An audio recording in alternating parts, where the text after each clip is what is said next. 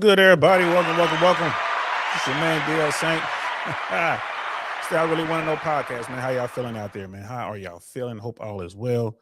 Yeah, man. Last time I checked a couple hours ago, man, talking about the war earlier today, looks like the death toll for U.S. service members is up to 6. It's up to 6.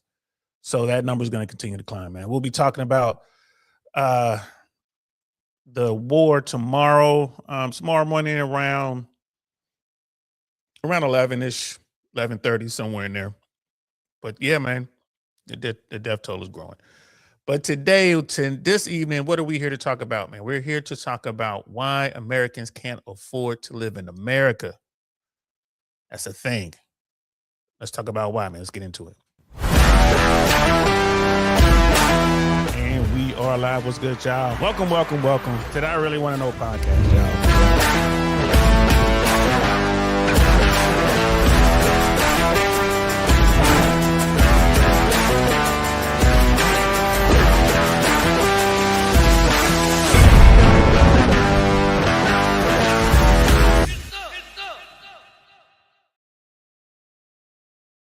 Get some indeed. So yeah, man, we're definitely gonna get into it.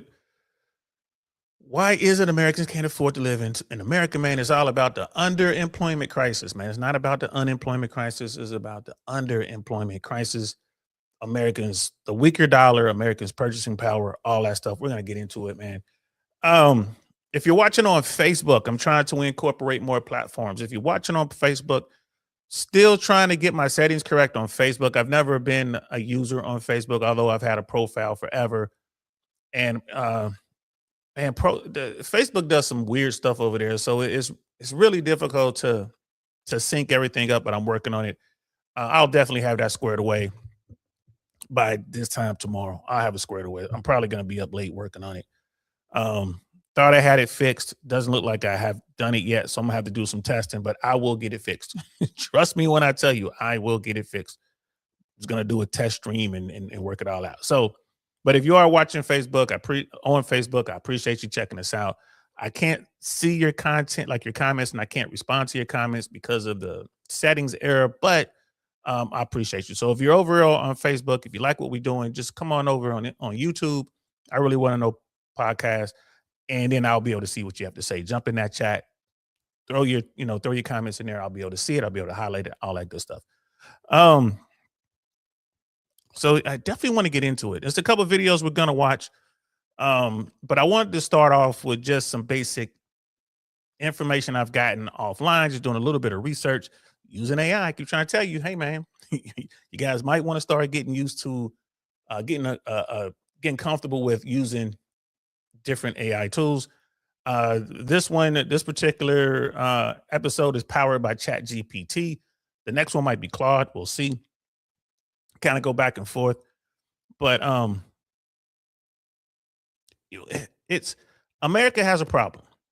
America has a spending problem. Americans don't want to save. I mean, it's you just all you gotta do is look at our national debt. 38 trillion is probably way more than that now. You look at everything. I mean, we just lost over $300 million in today when 3 F-15s got shot down. So that's about $100 million a pop, if not more. All the munitions being used, moving fleets around, moving units around. You got the United States Army, they're moving units from here in the United States over to Europe, kind of staging them, getting them ready just in case they need to go and do something in the Middle East. Costs a lot of money. It costs a lot of money, guys. So America has a spending problem, and then the people at the top, like the 1%ers, I mean, they're getting all the bread. Right? It's like Andrew Tate says, man, it's the have yachts and the have nots, bro. And most of the people that are watching this don't have boats. All right. So I'm just letting you know what team you're on. Most of us are in the bottom 99. And people think, well, if I just do this and I just do that, if I invest properly, or if I get some Bitcoin, or if I do that, it's going to change everything. No, it's not.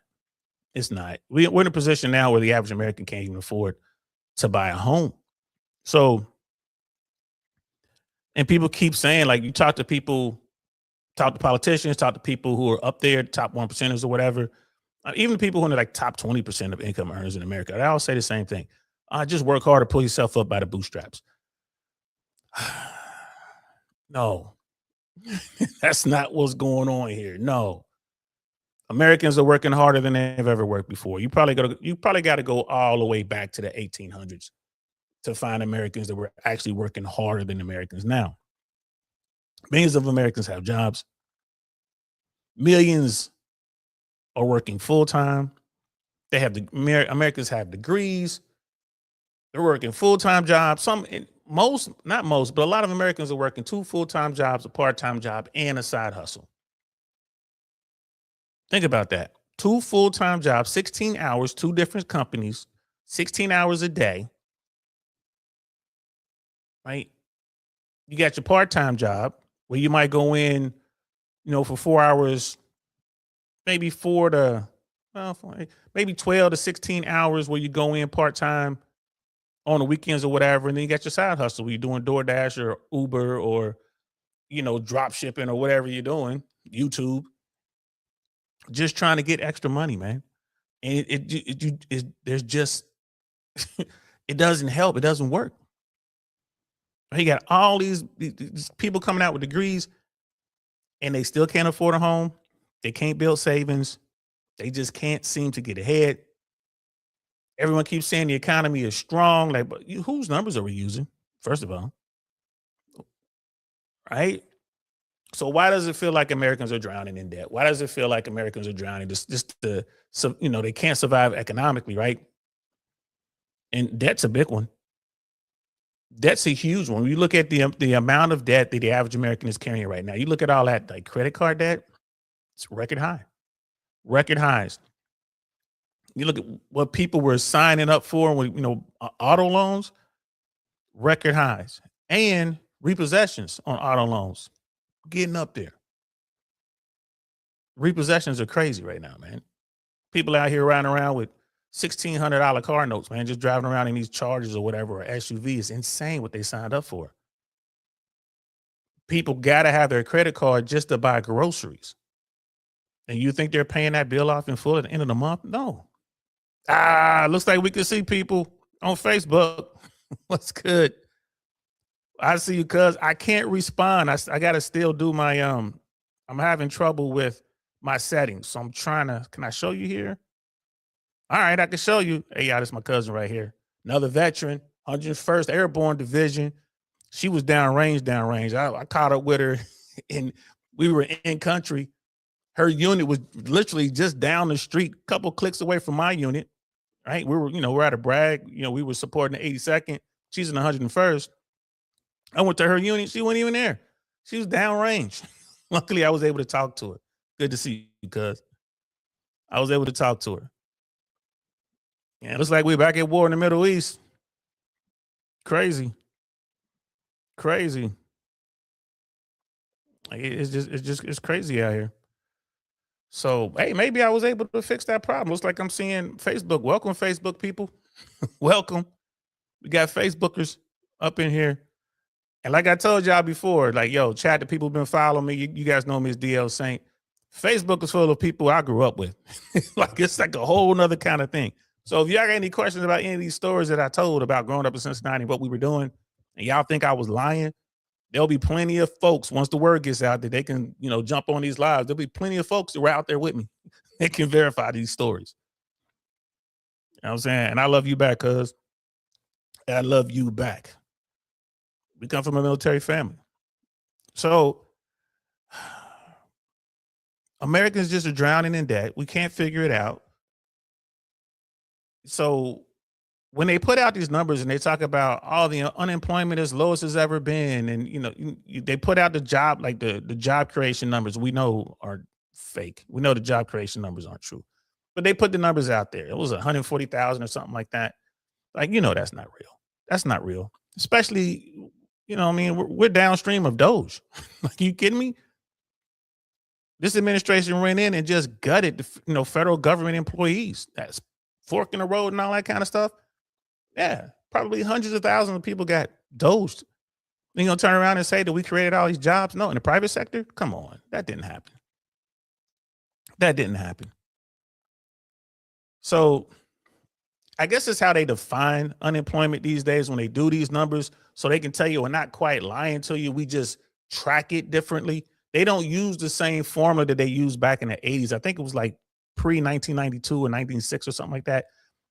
Somewhere in the 90s, they changed the way they categorize people, and that's why these numbers are coming out the way they come out. Right. So underemployment, right? What does that mean? Underemployment means working part-time when you want full-time, working outside your skill level, having multiple jobs to survive, not because you want them, but you got to have multiple jobs just to pay your bills, just to survive, earning less than what your qualifications justify. You can be employed on paper, but economically unstable in reality. And that's what most Americans are experiencing right now. Most Americans are experiencing just that. And again, it's not that Americans don't want to work. It's not that Americans are afraid to work. It's not that Americans are lazy. It's not that Americans are sitting back wanting to, get government money. It's just the money is short right now, man. It's the money is just short. As hard as man, people are working way harder and getting less. So then you look at the core numbers like income versus housing. Right. So you look at the median household income in America. It's right around $75,000 to $80,000. Right. We're always talking about that. It's somewhere. And remember, that's considered two incomes. But I would argue now that today's median income is probably three or more. It's probably three because you got kids in the house because kids can't afford to live on their own. So they're grown and they're living in the house. So they're contributing to that household income. So still, it's well under $100,000 a year. All right. So approximately $75,000 to $80,000 nationally. It varies from year to year. And if you do a breakdown for states, of course, it's going to vary from state to state. But the median means half of America makes more and half of the people make less. That's the median is that number right in the middle. Because if you use the average, so people will pull out numbers and say, no, it says that it's 160,000. Like, bro, that might be the average. And the average is skewed heavily because of the top. Because the top earners are making more money they've ever earned, and the people at the bottom aren't making as much money. Then a lot of people say, "Well, no, we're talking about the middle class." Like, there is no middle class anymore. There is no middle class. It's over. Either you have it or you don't. There is no middle class. And with AI, you guys are going to see what's really up with the middle class. When these white collar middle management jobs get phased out because AI can do it, you're really going to see what I'm talking about. There's no middle class.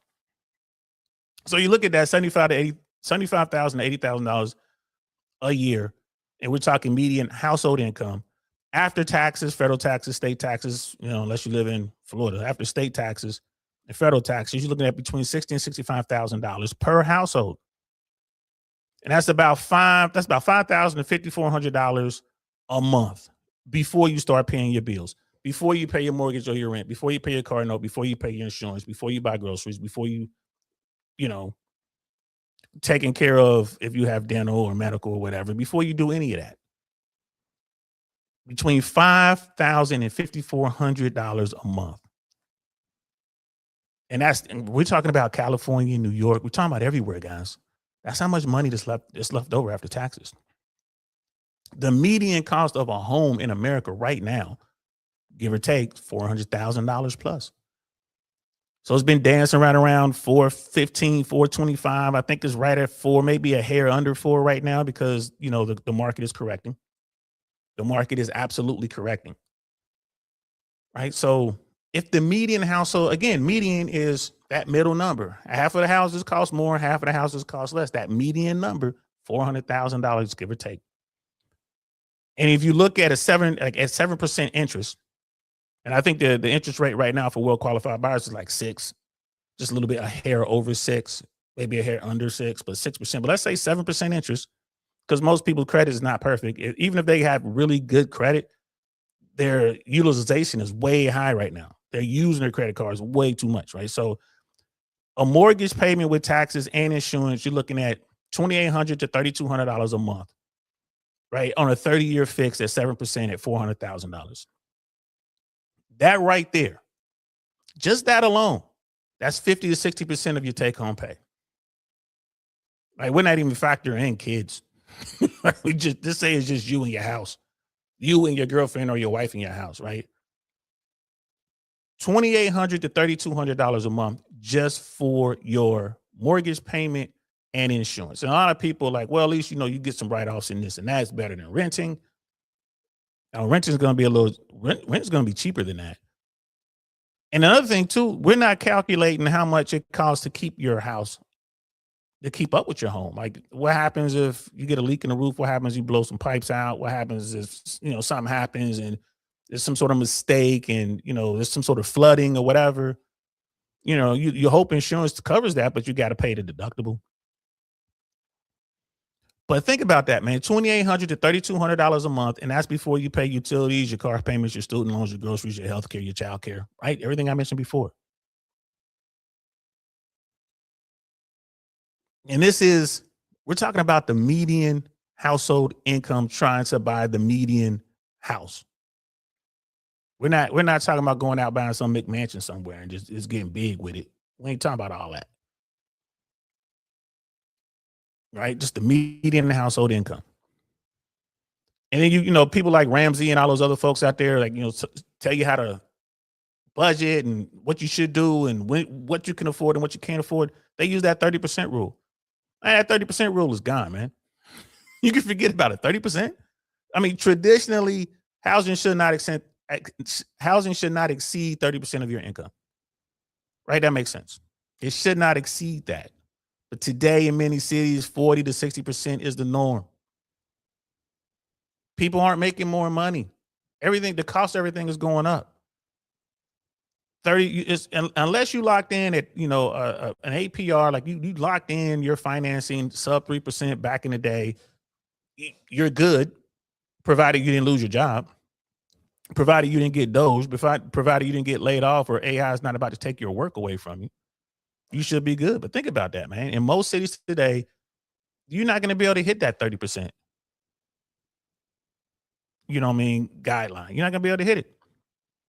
That's not sustainable. That's how you get into a position where you have no savings, no emergency fund, credit card reliance. Like you're stuck on a credit card. You have to use the credit card to cover the shortfall. Right? And delayed family formation, like people know how much it costs. Kids are expensive. If you're a responsible adult in today's world, like, bro, you just can't afford to have kids.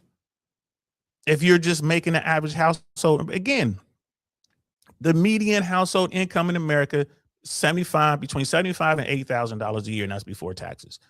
So let's just say $80,000 a year. That's basically, $40,000 each. I know some people are scoffing at that, like, there's no way, man, no way. But here's the thing: you'll have one person making, like $60,000, $65,000, maybe $70,000, and the other person just trying to bring money in. Maybe they have a year when they're making 10 or 15,000. Maybe they have a good year when they find a position and they're kind of bringing in some bread. Like maybe they get a bartender job and they bring in some bread, but then they lose the job again. But the numbers are the numbers, man. Those are the core numbers. Like the median household income is $80,000. Even if you want to raise it to $85,000, okay, fine. Right? You raise it to 85, but it's well short of 100,000. And you would think like, oh, well, you get two people who are doing good. You got two people making 70 grand. That's 140 right there in household. Those people don't tend to be finding each other, I guess. I don't know. But those are the numbers, man. Those are the median numbers. And the median house right now is $400,000. If the median house price goes down to $200,000, then you can make it work. If you're bringing in, $60,000, $65,000 a year after taxes, you could probably make it work if you get a $200,000 home. You could probably make it work. But that's not what's going on right now. The correction is here, though. Like, we're in the outer bands of that storm. The correction is here. You're in that 30% rule, man. You can forget about it. So what's the real issue? Like, what's really going on right now, man? It's wage growth versus asset inflation. And again, I'm no expert by any stretch of the imagination. I'm not one of those finance guys. I'm just a regular dude. I'm a retired air traffic controller. I'm a guy who was making six figures plus, but I was living in LA. I'm just a regular dude who's just looking at the numbers. I mean, when I look, I mean, I know people that are retired air traffic controllers whose pension is more than the average household income. Their pension, just what they get paid because they're retired now. There are guys out there getting almost 6 figures. Some are getting a little over 6 figures in their retirement pension by themselves because they did the work. We had a great career, great union, an amazing contract, right? People, y'all need to quit running from union formation. Y'all need to be running to the unions. Y'all need to figure out, right? You're going down one way or the other, so figure it out. Get a union. And don't get greedy. But anyway, wages have grown slowly. If you go back and do the numbers, like just pull up your phone and Google it. Like, how much was $100,000 in 1982 versus $100,000 in 2022? You will be shocked by the answer. You will be absolutely floored by the answer. Right? That's close to $400,000, by the way. That's how much purchasing power $100,000 had back in the 80s. You know, today, if you wanted to make it equal apples to apples, people keep saying 6 figures, can't wait to get 6 figures. I'm $100,000, I'm there. Like, no, you need to be at $400,000 and then you're there. Like you're really there at 400. If you can pull off 300 grand a year, you're doing good, depending on where you're living. You could be living in LA. If you're making 300 grand, you're still living a decent life. You're able to put money away. You can do what you want to do when you want to do it. That's great. 400 grand. Now you're starting to really get to the good life. But when people say 6 figures, I don't think they realize that, yeah, 6 figures, but it's not 100,000, it's 400,000. That's where you need to be. I think it's like 360 something, 380,000, I think is the equivalent. When you adjust for inflation, that's how much money you would need to be equal to someone making 100,000 in 1982. Right? So wages haven't grown. And that's another thing too. Look at how much money people are making today. And when you adjust for inflation and purchasing power, and see how much money that would be equivalent to back in the 80s. And if you look at it, basically, Americans are basically making the same amount of money that Americans were making back then and working way harder to get it. And this, again, this is another problem. Everything has gone up. Inflation has gone up. You know, and the cost of everything is going through the roof. But Americans' wages aren't keeping up with that. Right? Assets have exploded. Homes have doubled. Rent has surged. Healthcare costs have risen. And companies are just cutting back on healthcare. Back in the 70s and 80s, you could be a bus driver. You would have full dental and like full medical and dental for you and your kids off a bus driver salary, you know, in the Midwest. Not anymore. You're paying for it now. Right? And the people who have these assets, man, they're killing it right now. They got all kind of money. It's money falling out of trees. They're great. They got the bread. The people who had these things, their kids, you know, like being left these things, like they're good. Wage earners falling way behind. And then you got into like through the 80s into the 90s. This is why 2 household incomes became necessary in the first place, because they began to fall behind. So what happened? Mom had to start working. Mom had to come out the house and actually start working. It was like, hey man, this Mary Kay Avon money ain't enough. You gotta go get a real job. So now you got 2 earners, 2 full-time jobs. And then it was good for a while, but then you get through the 90s and then into the 2000s, like, man, that's not enough. So now somebody has to not only work the full-time job, but then they got to figure out some sort of part-time situation. 2 full-time jobs and a part-time job just to keep your nose above water. I mean, bro, it's crazy right now. We got brother Donald J. DeMarco himself in the building. What's happening? Yes, sir. You good to go. You know, some people get luckier than others, man. You get in there. Once you in the game, once you have some property, you straight. You straight. The only people who are struggling now, the people who bought probably within the last 3 to 5 years, the people who bought at the top of this particular market, they're having some trouble. Right? They're having some issues because they just barely got into a house. They bought at the top of the market. Then they got laid off. Now they got to sell for whatever reason. They're forced to sell. and no one's going to buy at the price. No one's going to buy at whatever price they bought. Like, oh, you bought you a really nice crib at 475,000, maybe 550,000. It's like, all right, I'm gonna sell this for 600. No, you're not. Maybe I can sell it for what I bought it for.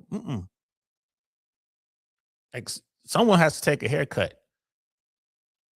So now we're looking at the short sales and all that are going to come back, man. It's a lot of foreclosures going on out here in America. It's not just Florida and Texas.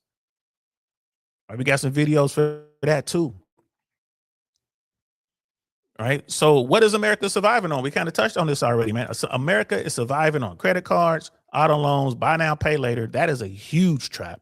Buy now, pay later should be illegal. Legal loan sharking. That is insane. That Klarna infinite money glitch or whatever, people getting locked up over it. 401k savings. Yep. You eat through that fast and have to pay the federal penalties for taking money out early. And side hustles. That is not prosperity. That is just cash flow survival. And mind you, we're talking about a household. We're not talking about single individuals out here dealing with this. We're talking households. This is bad, guys. This is bad. We're going to back all this up with some videos. So, let you guys see some stuff. And a lot of people say all these YouTube videos, man, it's all propaganda, whatever. Okay. The numbers are the numbers.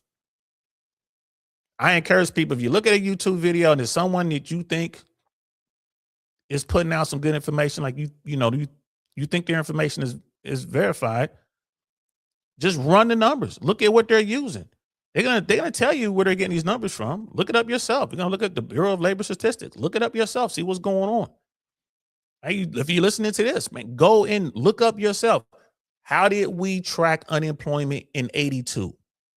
And compare that to how we tracking numbers today. How do we track unemployment today? Just verify it. And I'm the first one to tell you, I am no professional, man. I'm just on YouTube in these trenches talking. Like, I'm in my loft talking to y'all, talking to my camera. Just want people to start looking. Brother Donald J. DeMarco, man, he came up. He's sitting pretty. He's good. If you're one of these people who buy and you manage to get in sub 3% loans or something like that, you got the house you wanted, you're living in the area you want to live, and you have job security, you are solid. You are solid right now. You're solid. Don't sell. And most of the people who have these homes, they'll tell you, like, man, I can't afford to buy another house because I'm locked in at 2.25%. Like, some people are like 2.5%, 2.75%, 3%. Like, if I go get another house, this interest rate is going to double or more. Can't afford to get nothing. Like, I'm good here, which makes sense.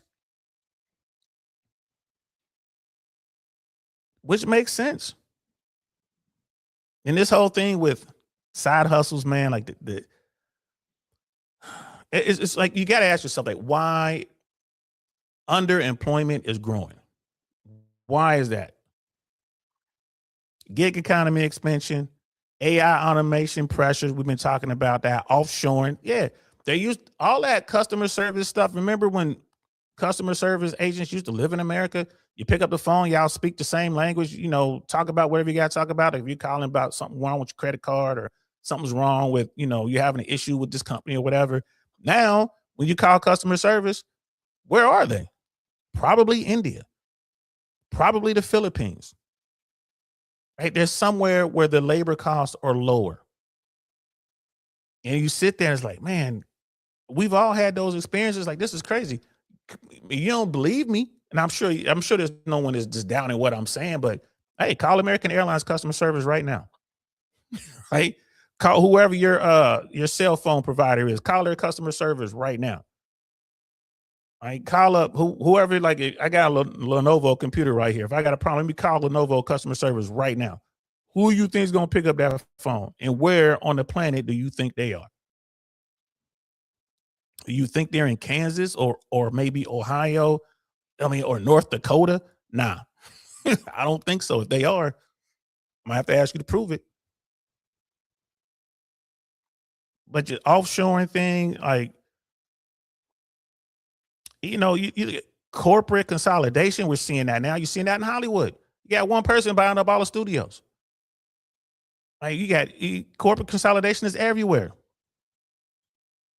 You can have a degree right now that you're still paying on via your student loans, and you're working for DoorDash. You're running food here and there. You're doing DoorDash. You're doing Uber. Like you're working like some manual labor somewhere, which is nothing wrong with that. You're out there lifting furniture, like you're doing whatever because you got a homeboy who has a moving company. He's paying you under the table. I mean, that's man, we're taking these huge steps backwards. Right? If you have 10 years experience, 10 years experience in your field, and they're going to pay you like minimum wage to do whatever it is you're out there trying to do. And there's nothing you can do about it. There's no one else is going to pay you more. It's like, hey, bro, I'm doing you a favor by giving you the job because, I can program Claude. I can program my AI to do that job. I'm hooking you up because we went to school together, but I can't pay you more than minimum wage. I give you minimum wage plus 5. And it's like, dog, can I get some benefits? Nah, son, I'm sorry. I ain't got that. Can't get you no benefits right away. I can't get you 40 hours. There are people out there who will get a job that's paying them $30, $40 an hour, but they can't get 40 hours a week. And they'll take it. Did you imagine that? You 10 years only, you're 10 years of experience, man, your contract only. Like, all right, man, I'm sorry, man. I can't W-2 you, bro. 1099, no, I could do that. Right? That is definitely underemployment. You know what I mean? And brother, Donald J. DeMarco, he's like, yep, sub 3%. Man, you got a sweet deal, brother. I'm happy for you, man. That's let me give you a Don DeMarco, Mr. Don DeMarco. That's what's up. Don DeMarco. Right? Paying monthly for a house. The same amount people pay for studios. Crazy. Yeah, man. And depending on where you are, you might be paying way less than they're paying for a studio. Like studios in places like New York, Atlanta, DC, Miami, LA, San Diego, San Francisco. Expensive, man. Expensive. You're looking at studios. Don't let it have like a nice view. Be up in one of the higher floors. Like, bro, you might be looking at north of $4,000, man, for 700 square feet of living space. It's crazy right now, bro. Definitely, yeah, definitely Spectrum. Yeah, you call Spectrum, but whoever answers is not in the good old USA. I promise you that. You're right. Like, you're absolutely right. But you got to deal with it. I mean, that's all the contract work, man. It's cheaper to hire those folks to run their customer service for them than it is to hire an American. That's where we are right now. Who gets hit the hardest, man? Young adults are getting brutalized because they're coming out of college with these degrees, got these advanced degrees and stuff that if you got a degree in something that AI can do, you just got brutalized. And AI is going to be coming for lawyers. AI is going to be coming for some architects. Anyone, you get this white collar job, you're sitting in front of a computer doing whatever, running numbers and doing spreadsheets. AI is going to be doing that. So if it's, only 1 or 2 people are going to be left standing. Their work is going to be augmented with AI.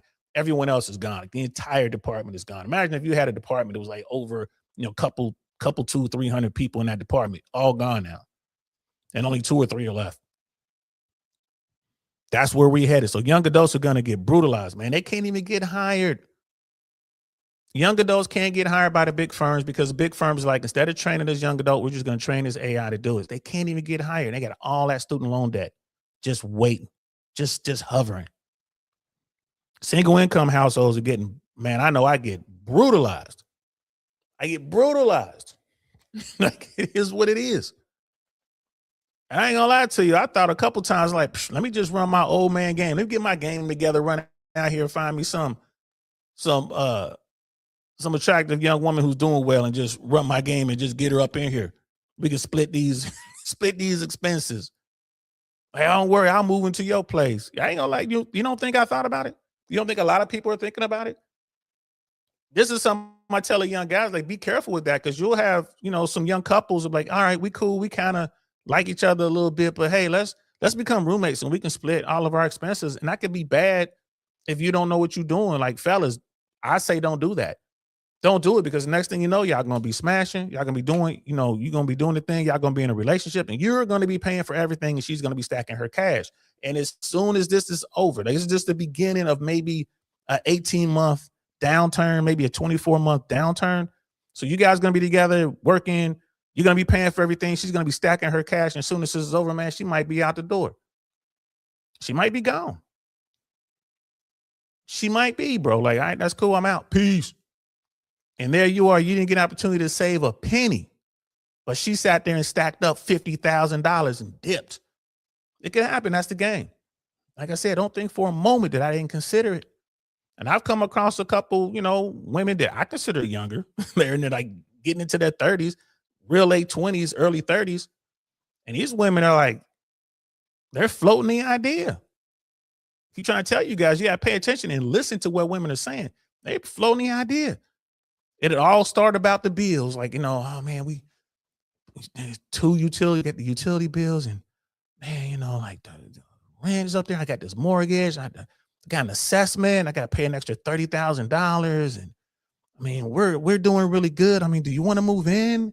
I mean, I have 3 bedrooms. You want to move in? We could cut down some of these expenses, which, which means that she could start saving money, get you up in there.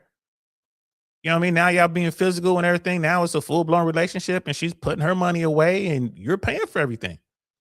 And when it's all said and done, it's like, all right, you got to go. You move out because the relationship's over. She's got $50,000 or more in the bank. Everything's fixed in her house. The roof ain't leaking no more. All the pipes are solid. Like we built a spare room somewhere. Like, done moved some walls around. Who did all of the sweat equity? The guy did. Added all his value to her house, and boom, you're out there on the streets. Like, boom, now you're renting a studio somewhere with hardly any money in the bank. That's the game. Don't get mad. Like I said, man, don't hate the players, bro. Hate the game. Understand what you're getting into. If you sign on to that and you didn't do a cohabitation agreement, like if y'all didn't sit down and discuss how y'all were going to put money into a joint account and take care of things, if y'all didn't do all that, and she just gave you some real good sex, they put that Foxy Brown on you every day, made you a sandwich every now and then. Meanwhile, she's stacking her cash and you're spending yours. Don't get mad at her. She ran her game and you ran yours. Her game was superior. But yeah, who does this hit hardest? Hit the young adults hardest, single income households and single family households, blue collar workers, new grads, divorced parents, right? Blue collar workers, man, it's just when they're working and they're making money, man, they're making money. Like the welders, the contractors, the construction guys, like the truck drivers. When they're making money, they're making money.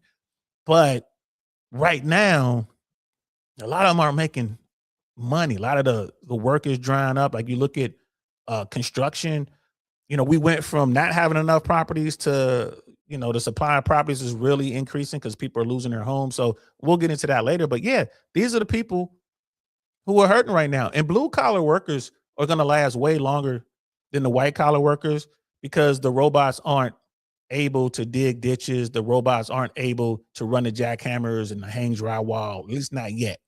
We haven't gotten to the droids part. Like these aren't the droids we're seeking. We ain't got to that part yet, but it's coming. It's coming.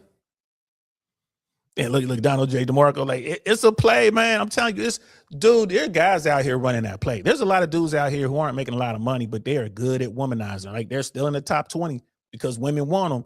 And these dudes, the tender swindler. There's a lot of dudes that run them type plays. I know a lot of guys that wind up in a woman's home, and he runs the same play that she's trying to run. Like he'll be putting his money aside. He'll be stacking his bread, still doing a lot of work and adding to her home. Like he'll do work and stuff like that, but he knows the game. So he's trying to get as much as he can out of the situation. She's trying to get as much as she can out of the situation. That's when it's just like a heavyweight bout. Yo, you see who's going to win. And a lot of times they both actually do win. They stack their own money. He's out there running a rotation. He's still got other chicks on the side, and she's just chilling because he's in the house adding value to her home. And then when it's all over, they just go their separate ways. It can be done. But it's just the average dude who doesn't understand the play. He gets wrecked. He gets wrecked, and that's what he gets. That's why I tell these dudes, man, y'all gotta get y'all game up, bro. Y'all gotta get y'all game up. Because women are definitely looking for people. And it's not a bad idea. Times are hard. This is time for people to come together. Winter is here. It's time for people to come together. But just be smart when you do it. Be smart when you do it. Look at that Donald J. DeMarco, like he ain't moving nobody in. On some squatter type stuff. Right. Like, and if you're gonna do that, bro, I would say this. And I've said this on videos before, and I'll say it now. Don't move in with a love interest. Don't move in with a female that you dig in, that you want to try to hit or whatever. Move in with a family member. Move in one of your homeboys who are responsible. If you're gonna do it, if you're gonna get a roommate, get a roommate. Get a roommate that's gonna come in there and work as hard as you are. Get a roommate who's gonna wake you up when you sleeping in or whatever. Like, come on, man, let's go. I set this thing up, man. Let's go over here and make this money real quick. Ride with me up here. We got the truck, man. Ride with me up here, man, and I'm gonna do this delivery real quick. You get in with a dude that hustles like you hustle. Y'all gonna make mad money, stack that bread. Y'all ain't gonna be in the streets chasing nobody. Every time y'all sitting around not doing nothing, like, well, we ain't got no money. Let's go work out. Let's go work out. You're getting ready for the back end of this. Let's get our money right. Let's make sure our credit's on point. Let's look out for it. Let's look out for one another. Credit's on point. Everything's good, right? We get to the end of the 18 to 24 month downturn. We're getting towards the end of that. Go out there, talk to realtors and stuff like that. Talk to the banks. Get your approvals. Your credit's on point, right? You're over 700. Like, you're over 700, you good. You probably get yourself up to 800 or whatever. You good, over 800. Right? You've done your research. You guys have done everything. So when this is over, you both come out to your own multi-property. Right? You got a multi-unit. You both come out like, boom, let's do this. Right? If you're gonna get a roommate that's a man. You know what I mean? There's no chance y'all gonna do nothing. Get a roommate that's gonna, when I say do nothing, y'all ain't, it's no romantic attraction there. It's just two warriors, steel sharpening steel, two warriors out there getting ready. Get yourself together. Get your money stacked. Have your plan. So when the downturn is over, bam, you move in because the banks will have plenty of money. You got your credit on point. Go get the bank's money and start buying some properties. Get the bank money and start making some moves. And if you don't have a dude that you trust, move in with family. Move in with family that you trust. Go back with mom and dad. If that's the case, just say, hey, mom and dad, I'm going to pay some money, I'm going to pay utilities around here, do whatever. I'm going to do all of yard work, do any extra stuff needs to be done. That's still going to save you a ton of money. Do what you got to do.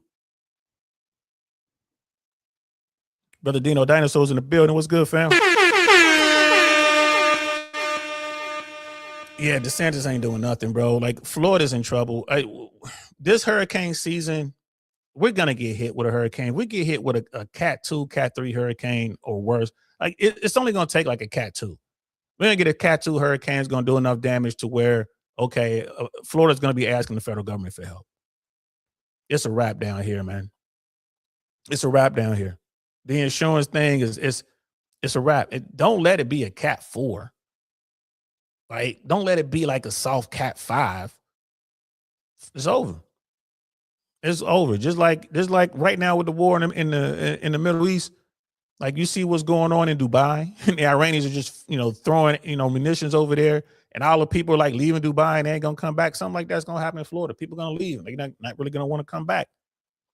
Right? Investors are coming in eventually, but it's the insurance is a real problem down here, man. A real problem, bro.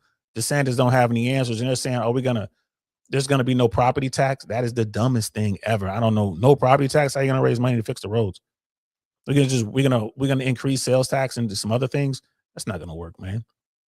So, and DeSantis is on his way out. The next governor of Florida's got his work cut out for him. It's going to be real hard. Byron Donald looks like the anointed Republican guy that's going to be running. A black man running for governor of Florida as a MAGA Republican. I think he loses. I don't even know who the Democrat contender is, but whoever it's going to be, I got a real good shot at beating the Republicans, especially now, this unwanted war in Iran. Byron Donald's already in D.C. He's big time MAGA. He's a black guy. You're not going to be able to get the hardcore of the hardcore, like the racist MAGA people to come out and back this dude. It's not going to happen. It's not going to happen. Not going to happen. You know what I mean? There he is right there. Yeah. Yeah, bro. You get in there with somebody who's responsible, man. Y'all can take care of so much and stack so much money, bro. You can stack so much money. Get your body right, right? Get your game right. And then again, even if you want to talk to women, like you get the place right, you can have events at the crib because people are tired of wasting their money going out. You can have events at the crib, like, hey, come on over. We're gonna, barbecue. We're gonna be in the pool. We're gonna be chilling. You can bring women through. Make sure you got cameras everywhere. Make sure everybody know you got cameras everywhere. Like we got cameras in all the common areas. No cameras in the restrooms, no cameras in the bedroom. But let the women know, like, hey, we got cameras everywhere. Check out our system. Let them see that everything is recorded. So if they had any ideas of doing anything, shady, like telling the police you did something, they know, like, oh man, this guy's he's wired for effect. So, oh man, and that's the best way to do it. You got your own crib, bring women over. They feel safe, man. You have wine and cheese and whatever. You could, you could do so much at your crib, man. You got your little backyard. You could do so much over there. You do so much. And then women will be trying to holler at you, like, this your place? They're going to be, what I'm saying? You might have to beat them off with a stick. And the property tax thing, I'm not sure if it's done. It passed. I think it passed the House, man. We got to look that up. Man. I'm not sure if it's the law of the land yet, but it looked like it was going to pass the state House. And I think it did. You guys let me know. Did the state property tax thing, did it sell through the House? I want to say it did. Bad idea. So, but yeah, man, that's what's going on, man. So that's who gets hit the hardest, guys. So, and then let's get into what happens next, right? Possible outcomes. Multi-generational living becomes the norm, which we're going back to that, which I don't have a problem with that. I think that's a good idea, especially for young people straight out of college. Go back home. You're not going to be able to get the corporate job that you thought you're going to have coming right out of college, but you can go do something. Work on your resume, work on your side hustle, start a business, but you're living at home. So working DoorDash or getting you a job at Target or Walmart, that'll be enough money to take care of your bills and take care of everything. The biggest thing is if you're young out of college, you're living at home, pay off your student loan debt. Pay that off. Get your credit right. Bust your butt. Go get all those gig jobs that you can and bust your butt. Hopefully, if you have a family to go live with. A lot of people don't even have a family to go live with. You're going to move back in with mom and dad, and then you find out they're underwater. So you can't even stack any money. You're there just trying to keep the house in the family name, So, but I think that's a good idea. Multi-generational living makes sense.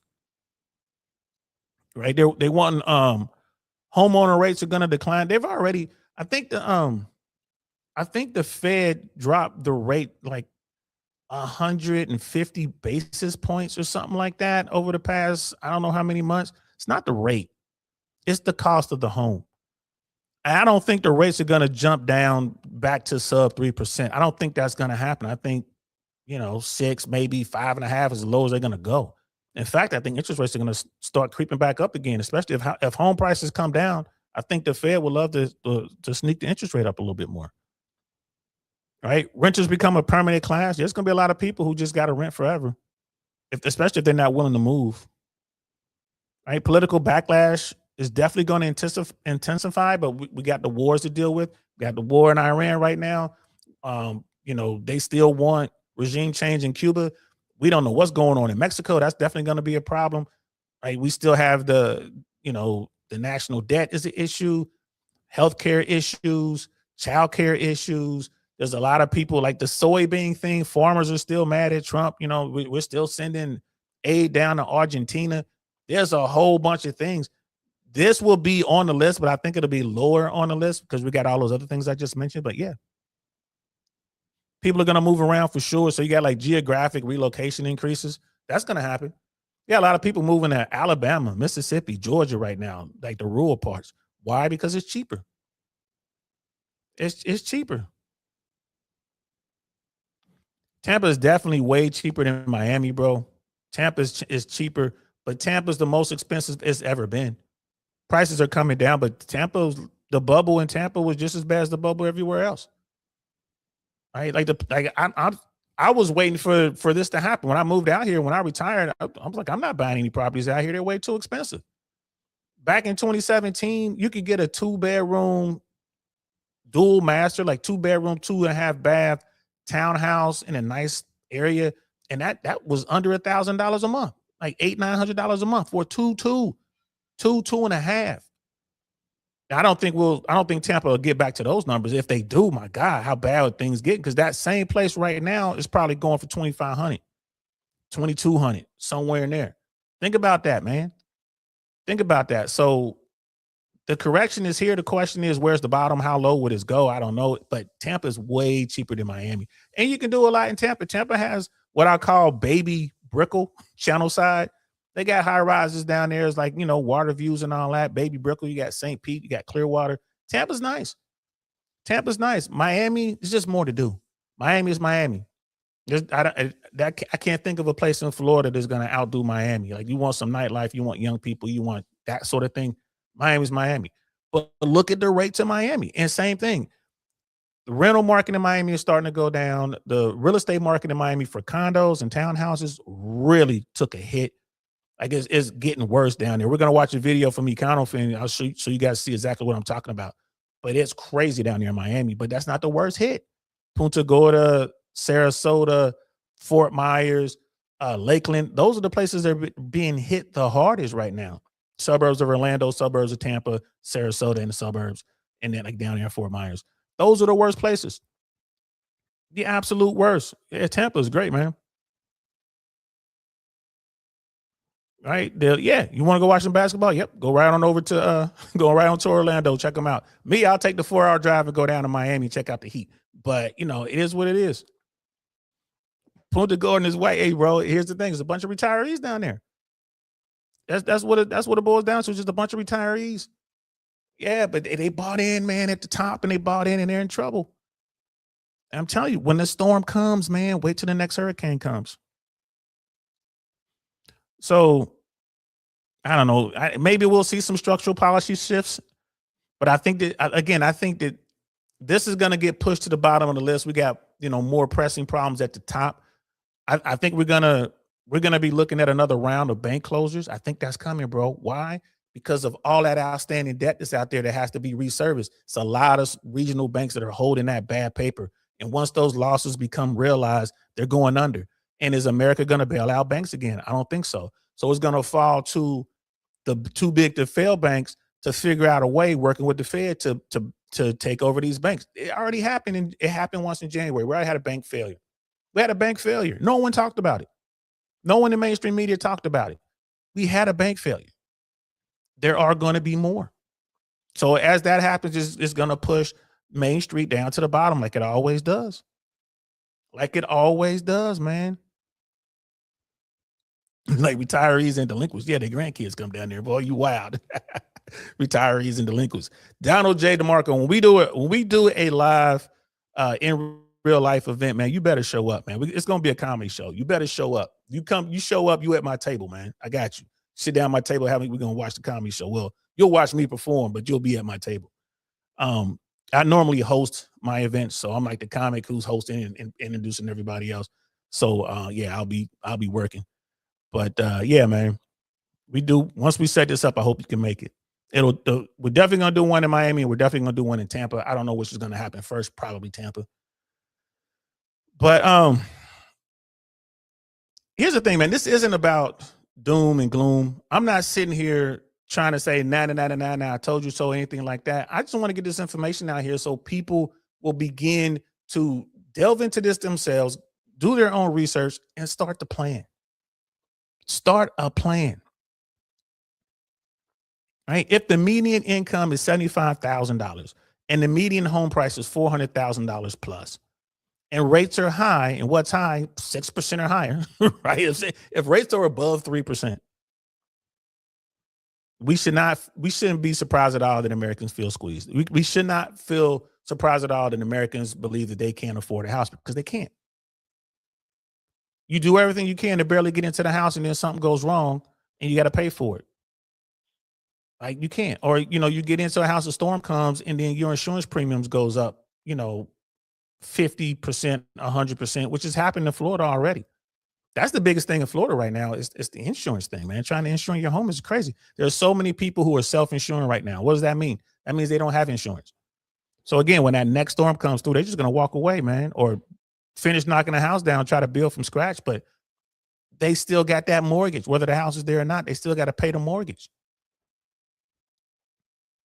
Right. So people aren't crazy who are figuring this out, man. It's just the math. The math ain't mathing. Ain't that what they say? Right? The math ain't mathing. So there's a video, guys, I want you guys to check out. Let me shut that down. There's a video I want you guys to check out. I'm going to pull this up. And yes, I don't know if Brother Pitt is here, but hey, guys, Brother Dinosaur to do this. You guys told me to, and I recorded the video. So here it is right here. Now what I got to do is figure out how to share it. Hopefully the audio. I was up till make sure the audio's on 2 a.m. trying to figure this out, guys. And I was like, I had the video up, but I couldn't get the audio, but I got the audio. Do me a favor, guys. Do me a favor. And let me know if you cannot hear this. Let me know if you cannot hear this. Gives me a little precautionary window. So we're going to check this out, man. I will definitely link this YouTuber's information in the description below. I forgot to do it. I knew it was something I forgot to do, and that's what I forgot to do. I will link it after this live is over. This guy does a lot of good stuff. Pay attention to what he's talking about. This is a guy who's a finance guy. Like I kind of checked him out. He does and has done this for a minute. He knows what he's talking about. I'm surprised we haven't seen him as a talking head on mainstream media. Maybe we will one day, but I like the way he does this thing. I'm not sure about the rent. Here's the thing with the banks, man. They went crazy with all these loans, and it's not Main Street that's going to hurt them. It's Wall Street. It's the commercial loans that are coming due, right? Because people are locking into 15 and 30-year fix. These other people, these corporations, they couldn't do that. So they're looking at 5 to 8 year, and they got to reservice that debt. That's what's going to hurt them. That's what's going to hurt them, man. So I don't think they got a whole bunch of those fly-by-night operations as far as banks are concerned, but the banks who are there, they got a lot on the line here, bro. They got a lot on the line here. All right, we got a lot of banks, but I'm telling you, man, it's coming. Mark the calendar, bro. I said it on 3/2/2026. It's coming, bro. There's going to be another round of bank failures. I don't know how serious it's going to be, and I don't think there's going to be a package. I don't think there's going to be a government bailout for them. All right, so that's what's up. So let's check out this video. Let me know if you guys can't hear. If you can't hear, please let me know in the chat. And we did it, America! Super low unemployment, record high GDP, and a record high stock market, baby! For corporations, billionaires, and fascists everywhere, the U.S. economy has never been stronger. Woo! Now let's see how things are going for everyday Americans.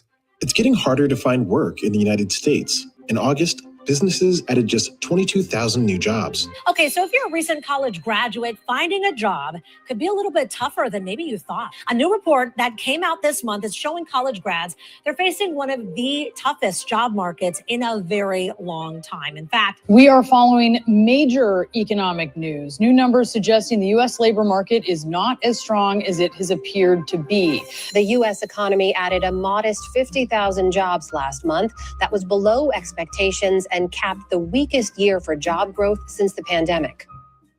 So, yeah, The American economy is doing horribly right now, and nowhere is that more obvious than in the rise of underemployed workers. People who could be working full-time jobs, but because of personal reasons or a lack of opportunities locally, are basically stuck doing part-time or gig work that doesn't pay enough for them to survive on their own. Or so you would think. Believe it or not, that's not actually how the Bureau of Labor Statistics defines underemployment. Let's say that we have a healthy 25-year-old college graduate. He's not a layoff victim and he's not disabled, but let's say that he only works 15 hours every week driving for DoorDash, and that he lives in his mother's basement, doesn't pay any bills, and spends 65 hours every week playing Call of Duty. If you went on a date with this guy, you would think, yeah, he is hella underemployed for a healthy 25-year-old male. But in the eyes of Uncle Sam, he is a perfectly productive member of the part-time labor force and does not get counted in under or unemployment statistics. And that is causing a serious disconnect between how news outlets and government agencies talk about the American economy and what it is that we are actually seeing on the ground as Americans. Every year, there is a growing number of people who should be working full-time and paying their own bills, but aren't. Young men especially have been dropping out of both school and the workforce at an alarming rate. But this isn't just a social or psychological issue with men. In fact, over the past year, women outpaced men in the rate at which they're becoming discouraged workers. So this goes beyond a simple demographic issue like the propaganda machine would have us believe, and once again becomes an economics problem. The amount of families experiencing financial strain because their loved ones don't make enough money is only getting worse every year. See, Reaganomics basically made it so that productivity gains in American businesses would go into CEOs' pockets as opposed to being reinvested back into wages like they had been before, meaning that ever since 1979, our GDP growth has outpaced wage growth, causing consumer inflation to increase faster than regular workers are able to keep up with. Right there, y'all. We talked about this, man. Remember that when I said like people working in the 70s, like we're basically making the same amount of money, right? The same purchasing power as our ancestors in the 70s were making. Like, look at that. Rich people killing it. Reaganomics, man, like coming up in Cincinnati, Ohio, I was on the front lines, man. Reaganomics, like Cincinnati was run by these factories, man, GE, GM. Right? You had all these big factories and all these people were working. Reaganomics hit, man, and people started getting laid off left and right. It was brutal. It not just Cincinnati, but it was like all of Southern Ohio. Like same thing happened up in Dayton. Same thing happened in Middletown. It was brutal. Columbus, Cleveland. It was brutal. And it never got fixed. Rich people are eating, and everybody else is just trying to figure it out. Brother Ian's in the building. What's good, fam? Good to see you. Everybody else is trying to figure it out. Let's continue. Within the job market. And while I know that we're being a little overly simplistic here, the truth we can't ignore is that parents are having to increasingly cover that gap for their children. In fact, nearly half of American adults are being financially supported in some way, with the bank of mom and dad now shelling out $1,474 a month on average to their kids. So what this tells us is that politicians, corporations, and investors are actively ignoring the underemployment crisis that we're facing here in the US. Because so long as numbers continue to go up, then they can continue to ride the stock market gravy train. But even though that sounds comically evil out loud, it's not necessarily their fault. Investors rely heavily on official government reports in order to choose how much money to throw into the stock market. So if a major economic problem, like let's say half of American adults not being financially independent from their parents, gets conveniently ignored in the data, then investors get to look at that sweet 4.4% official unemployment rate and start shoveling money into the stock market, causing GDP and shareholder returns to grow despite Americans actively getting poorer. which is crazy. Do you guys realize that if we were to measure unemployment the way we measured unemployment in the 80s, if we use that system to measure unemployment today, our unemployment rate would be a little over 10% right now. With the numbers we have right now, what's going on right now, the unemployment rate would be around 10% instead of the 4.5% that they're saying. Again, don't take my word for it. Look it up. Think about it, man. If we just went to Congress, if Congress made a law and said, hey, we're going to measure unemployment the same way we did it back in 1982, 1985, right, it would change everything tomorrow. The unemployment rate is probably around 10% right now, guys. 10%. And think about it. The unemployment rate at the height of the Great Depression was 25%. So when the new numbers come out and unemployment goes up, and the numbers will show like, oh, unemployment is at 5%, it will really be closer to like 12 to 14%, getting ever so closer to that 20 to 25% unemployment number. And again, once the money will see that, the number 1% to see that, they will stop investing in the stock market. It will begin a domino effect in that spiral. The doom loop will begin. And brother Ian, man, that's crazy, man. I used to work like that, man.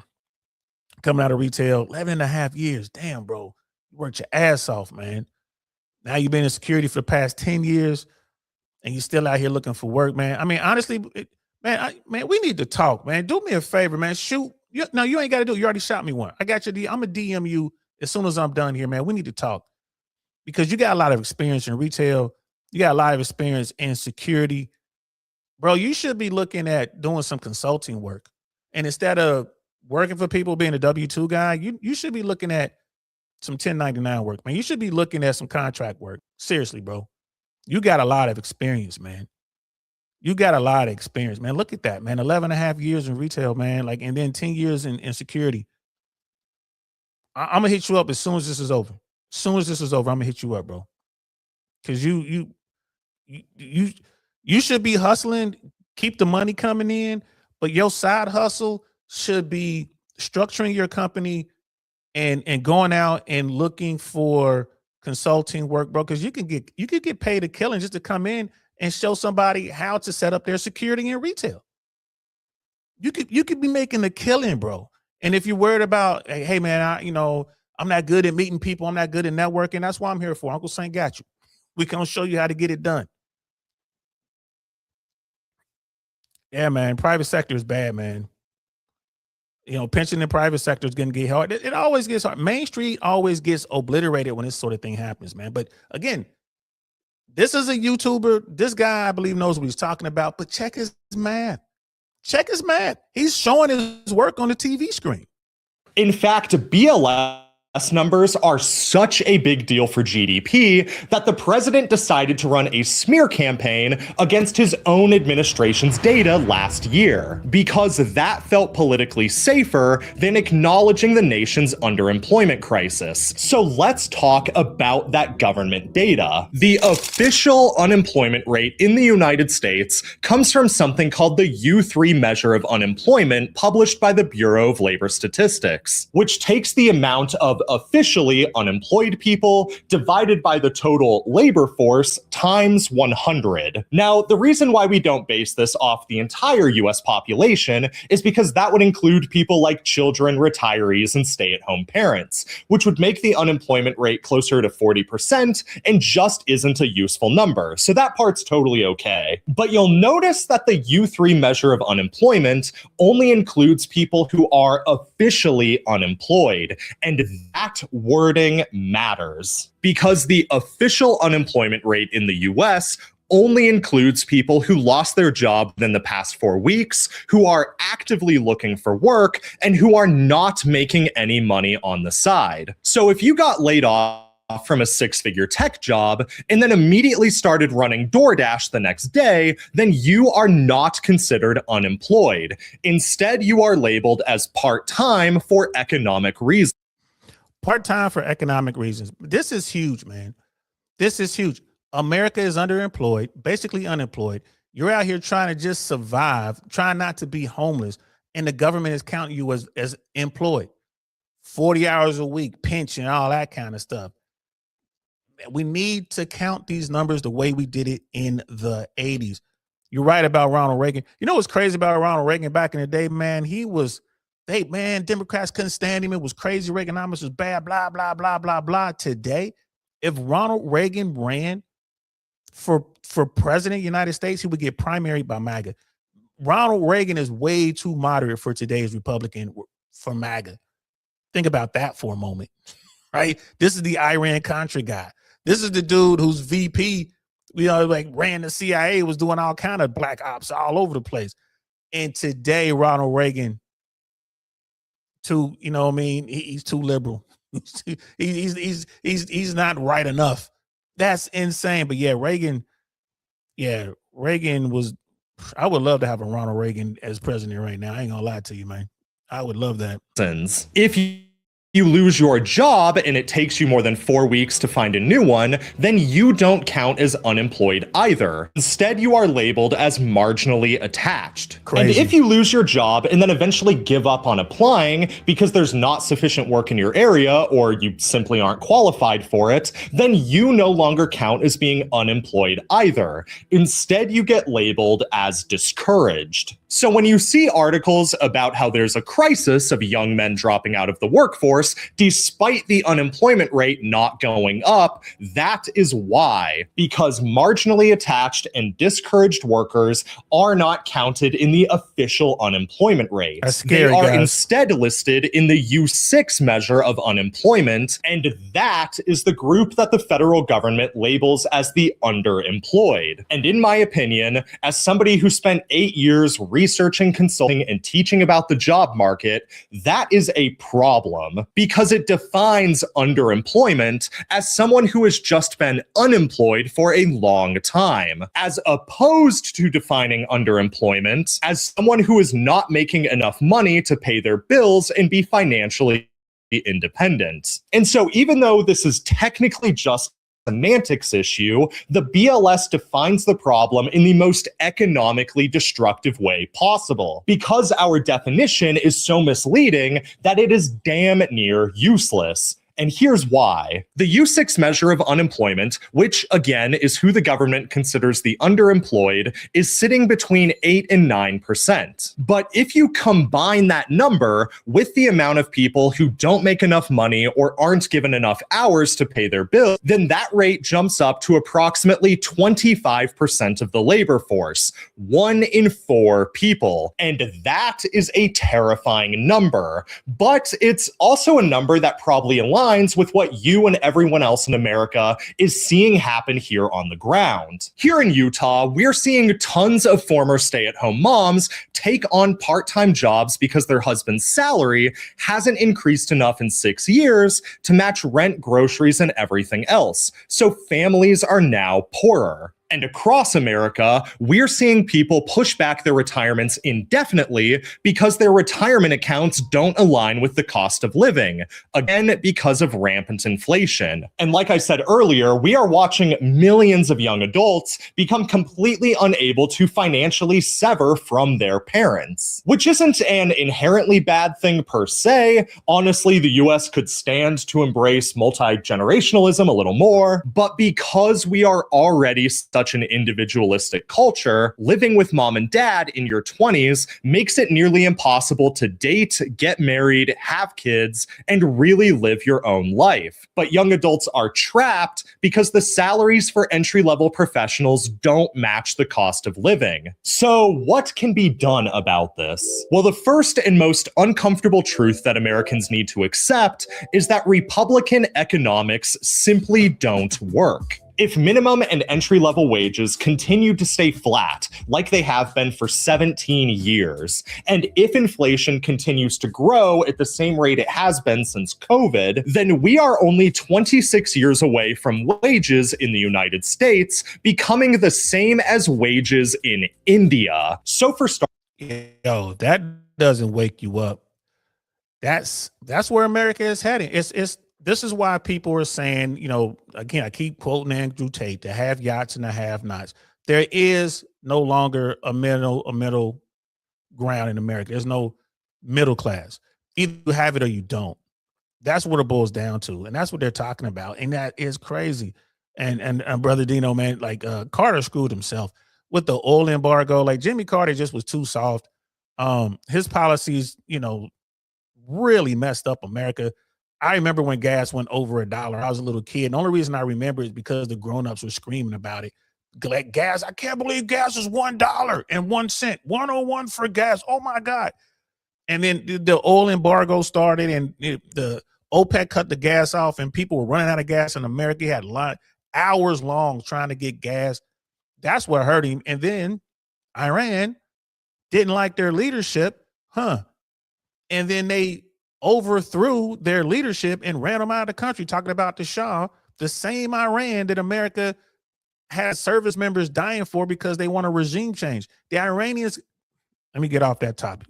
The Iranians wanted a different regime. They know how to remove them. They did it before. I'm going to leave it there. Clip that. But what he's talking about, at the rate we're going now, Americans will be making money and living like the Mumbai folks right over there in India. And you're just going to see this huge gap between the have and have-nots. I don't know why people aren't even watching this, man. They should be paying attention, but they're not. The U.S. requires a significant increase in the minimum wage in order to help restore the purchasing power that our parents had. Honestly, closer to something like $25 an hour or $52,000 a year. And I know some people will hear that and think, hey, wait a minute, I have a master's degree and I don't even make $52K at my job. If that became the minimum wage, then why wouldn't I just quit to work a less stressful job that pays more money? And to that, I would say exactly. That is literally how worker leverage and business incentives are supposed to work. And that was how things worked back during the golden age of the American economy. But that leverage has been taken away from us by 50 years of fiscally conservative policies. Policies that actively harm working class Americans while enriching and protecting some of the most evil people in recent history. A big reason why white-collar and technical workers don't get meaningful raises anymore is because your boss knows that you already make twice as much money as the person working at Wendy's down the street. So if you were to quit this job for not getting a raise, then they know that you can't find anything that pays better locally. But if the people working at Wendy's all of a sudden started making similar salaries to, let's say, GIS technicians, then what do you know? The money for raises magically appears because companies are currently only devoting 15% of their gross revenue to pay for workers in 2026. Now, admittedly, out of economic ignorance, people will argue that a mass increase in wages would also make everything more expensive, and it's not really your fault if you believe that. But let me rip the Band-Aid right off and let you know that this has been proven false 1,000 times over by economists, academics, think tanks, and even by states themselves that have forcibly increased wages. Ever since the Reagan administration and the invention of modern Republican economics, wages have become detached from productivity, and the price of goods is no longer based on a supply and demand model, at least not at the local level. So, for example, the last time the minimum wage was increased, the Taco Bell Crunchwrap Supreme cost $2. 17 years later, the Crunchwrap Supreme now costs over $7, despite the fact that workers at those Taco Bells in mostly red states are making the exact same amount of money, meaning that every time we had these conversations, I say that corporate America in this country, they're not making a better product. They're not making better widgets, right? They're not providing superior customer service. They're not doing any of that stuff. And he just showed it right there. Look at that, man. One of the nastiest fast food products you can think of. It's gone up that much. That's why you look at fast food restaurants, McDonald's, Burger King, Wendy's, they're all struggling right now because people are like, man, for what y'all charging for a Big Mac, I could go over here to Chili's and get, 2 burgers made in a kitchen. I mean, it's not fast food. It ain't great for you. It's better than the fast food coming out of McDonald's, though, like the real burgers, real lettuce, real tomatoes. Bro, this is what's going on. It's all coming to a head. It's all coming to a head. it is now 3 times more expensive for people doing the exact same amount of labor to eat at the place where they work compared to 17 years ago. That is Republican economics for you. And that is why it costs 3 times as much money to live in America today as it did back in the 70s, because this same phenomenon has played out across everything from housing to cars to college tuition. But that's not even the only way that Americans are getting screwed, because wage stagnation over time allows companies to double dip on our taxes. Every year, taxpayers pay companies anywhere from $100 to $200 billion in corporate subsidies. And every year, taxpayers also pay $1.1 trillion on welfare programs for things like SNAP and Section 8 housing, which mostly covers the fact that wages don't align with cost of living. And not only that, but companies get tax breaks when they hire people who are on those same welfare benefits. So they are literally double, if not triple dipping on US taxpayers. Companies don't pay enough, so taxpayers cover that with welfare programs. And then companies are given subsidies and tax breaks when they hire people who are on welfare. So they continue to not pay enough because taxpayers literally subsidize the fact that they don't pay enough, and arguably downright reward companies for creating even more people who live in poverty and have to utilize welfare programs. That is honest to God how things work in the United States of America. He ain't lying, man. More Perfect Union just did an expose on this very thing. This very thing. And I was looking at it like, oh man, we should talk about that. And then I saw this guy's video. I'm like, oh, I'm gonna use this video instead. But More Perfect Union, if you guys haven't checked them out, check them out on YouTube. More Perfect Union. It'll come right up. They do exposés all over the place. They do some really good in-depth stuff, bro. They talked about this exact thing, which is crazy. Shadow Man, EVE version 3A, man. Thank this comment right here, man. Thank you so much for the comment, man. Don DeMarco for your comment. That is brilliant. Don DeMarco. Listen to this brother right here, man. We got smart people over here, man. I appreciate y'all, man. Just, man.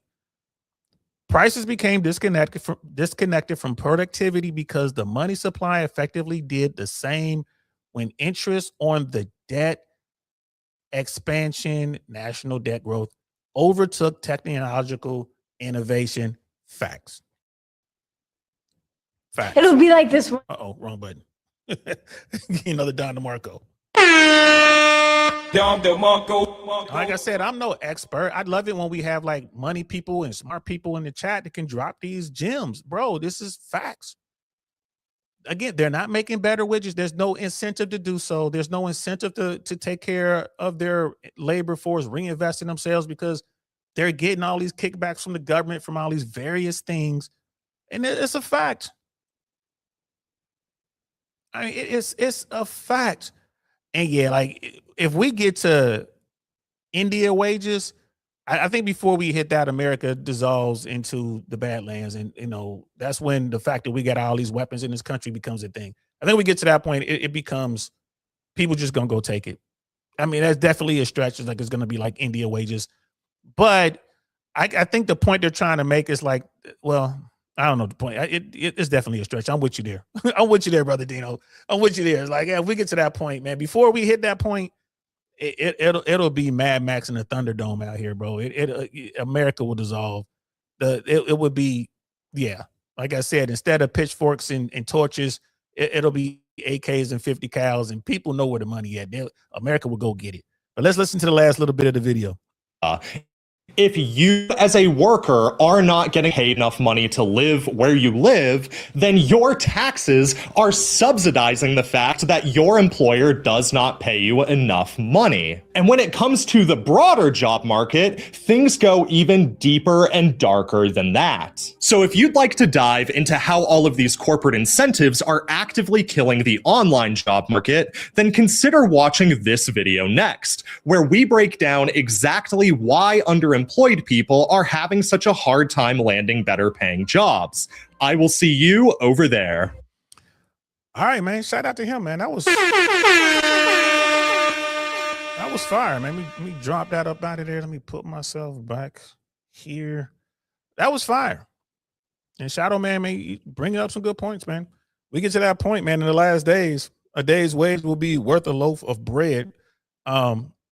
Which, I mean, look at what happened in France during the French Revolution. Look what happened in Russia after World War One during the Bolshevik Revolution. Man, you look at anywhere you want to look at, when the people at the bottom can't feed themselves, it gets violent. It gets violent. All right. And there's one more video I want us to check out. And then we're going to wrap this up. This next video, not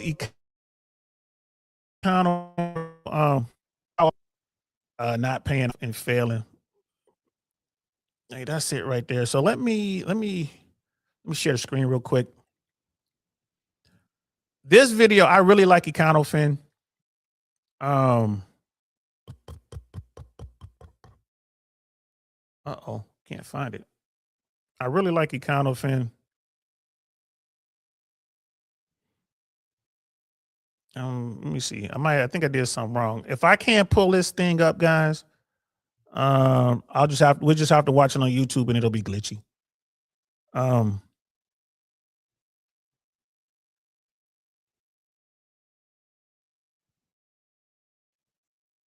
It'll be glitchy. So open web. This media player. Oh man, wrong one. Sorry. My bad. I gotta hear it.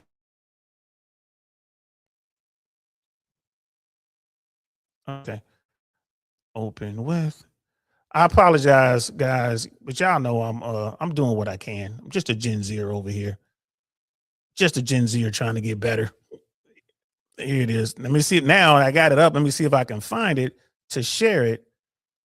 And it's not letting me share it. So what we're going to do is we're just going to watch this one on YouTube, and it's going to be glitchy, guys. I'm telling you now, it's going to be glitchy. It is what it is. But we're going to check it out on YouTube. 1 second to pull it up. And you're going to see me freezing and all kind of stuff whenever with StreamYard, I have everything shut down. But I mean, it is. Here's what it is. Just hang in there with me for 1 second. I'm gonna pull this up, and I really like this video. Let's do this. Let's check this out. Oh, hey, like I told y'all, Facebook is in the building, man. What's up? Facebook is in the building. Hey, listen, Facebook, family, and people who know me, they call me DL Saint over here. Don't be giving up no real information, because every now and then I tell them about some stuff we did in the streets, but I keep it vague. I change the names I protect the names of people. I change the names for the innocent, just so y'all know. And like my YouTube folks, we're on Facebook now, like, so people who really know me know what time it is. I'm talking about the folks who grew up with me. So yeah, I just had to give them that warning. Give me 1 second, guys. I'm trying to find. Here it is, right here. This is the video I want us to watch. It's gonna take me a second to pull it up. But before I do that, it was good, cuz you already know what it is. That's why, hey, people who know me, family, friends, Facebook people, y'all know what it do. We done did a whole lot of stuff. The new bottom is the upper and middle class. There is no middle class, fam. Middle class is gone. Forget about it. People like to walk around calling themselves upper middle class, middle class, lower middle class. Now we're all broke. I'm sorry. It's the have yachts and the have yachts. Have yachts and the have nots. And if you ain't got a boat down at the marina, hey, you know what team you on. There is no more middle class. It's gone. When we grew up, ask your mama and them. When we grew up, ask your aunties and them. Ask them about the factories, man. U.S. playing cards. We had General Electric. We had General Motors. That's when we had a middle class. That's when things were good. That's all gone now. That's all gone. Franchise in the building, bro. This is A G right here, y'all. Dom DeMarco. This guy been so fly. He been pimping since he was 8. Y'all understand who y'all got. This guy right here he's VIP right here, bro. What's up, man? This man, when's the last time we seen each other? God, man, it 90 something? When's the last time we seen each other, bro? I think I saw you before I moved to California. So the last time we saw each other was prior to 1998, man. I miss you, bro. Following historical patterns of all countries that has collapsed, the U.S. is now at stage 6 of 7. So, yeah, man, I believe it. I believe it. Frances, how your sister doing, man? Damn, bro, I ain't seen her. I can tell you the last time I saw her. Last time I saw her, we just got out of Burton. How about that? That's how long ago. And for y'all who wondering, what am I talking about? Don't worry about it. This is me. Y'all gonna get to see a side of me y'all never get to see, because now we got Facebook in here. And these are, like I said, these are the folks who grew up with me, man. Like, we got Facebook in here, bro. These are my people in here, man. And like, cause I'm telling you, like, it depends. Like, my household falls into middle class, and we not doing that bad. Here's the thing. Here's the thing. Like, you have to look at the overall picture. You could be living in LA. You could be making $250,000 a year a household. But if you've had that house for 2 or 3 generations, you're not doing that bad. Everything looks good. The house is paid for. You can afford the taxes on the house. You got yourself a couple cars. Again, you're making $215,000 a year. Life is grand. But if you move to LA, same neighborhood, and you got to rent or buy, you can't do it with $215,000. You won't even qualify for the loan. Right. So it depends on where you are. Like, if you're in Tennessee or Texas or, Georgia, somewhere in the South, the numbers change. But if you like down here in Miami, or I'm in Tampa, but down in Miami, you can be making 6 figures in the Miami area. You can move up to Broward County. You can live pretty good. You can buy yourself a cool little condo somewhere. Let's say you found a place that's not too old, there's no assessments. You can get into a nice 3.2, maybe 3.5, something like that. Cool. You could probably get in there for under 300. All right, man, life is not that bad. But most people in like South Florida don't make that kind of money. They won't qualify for it. And then if you lose your job, it's a wrap. Like, Frances, like, she's doing good, lives in Atlanta. Oh, she in ATL. That's what's up, man. It's like, last time we saw each other, man, after military 1990s. I love you back, brother. And it was out, bro. We saw each other. I want to say it was 95, 96. I forget where. We was somewhere hanging out, man. It might have been at it might have been over shoot, what was the name of the joint? Cross street from Woodward. What was the name of the spot, man? Skippers. It might have been in the parking lot of Skippers, if I'm not mistaken. I thought or it was in Clifton. It was on Short Vine. It was one of them two, man. But it's good to see you, bro. I miss you too, man. My family is going, man. My family want to kick my butt, bro, because I haven't been to Cincinnati in a minute. I got a daughter, man. My daughter is 17 now. My family is so mad. I got to bring her home, bro. So that's what I'm doing. That's why I'm working so hard. I got to get home. So anyway, let's get back to what we were talking about. We're going to pull up this video, man. And I definitely want to talk about what's going on. And again, like, when we talk about America, we talk about the middle class. I really believe that we don't have a middle class anymore. I'm just keeping it 100. Either you have it or you don't. And if you're upper middle class, then you have it. And if you're middle class or lower, you don't. Right? That's just something that people like titles. I talk to so many folks. I never speak, when we had these conversations, no one I talk to ever tells me I'm broke, unless I'm in the hood somewhere and I was talking to real people, like, you know what it is. And the people who tell me they broke, they're the ones that got money. Right? Talking about I'm broke, walking back to their S class. Like, bro, I thought you said you was broke. Oh, yeah, this is just a little something, like, bro, for real. Hey, another one of the homies was like, yeah, I ain't got no money like that, going back to his 7 Series Alpina. Like, oh, okay, bro. You know what I'm saying? Like, where you on your way to? Oh, I gotta go check on my laundromat. Oh, you got a laundromat. You broke. Right? But like I said, the average American cannot afford the average home. So the median income American family cannot afford the median income home in America right now, which is $400,000 plus. Simple as that. There's some places where that number isn't so high and people are making money, but overall, when you have when the math is like that, and that's what we were talking about in the very beginning of this video, when the math is like that, we got a problem. It's like Frances said.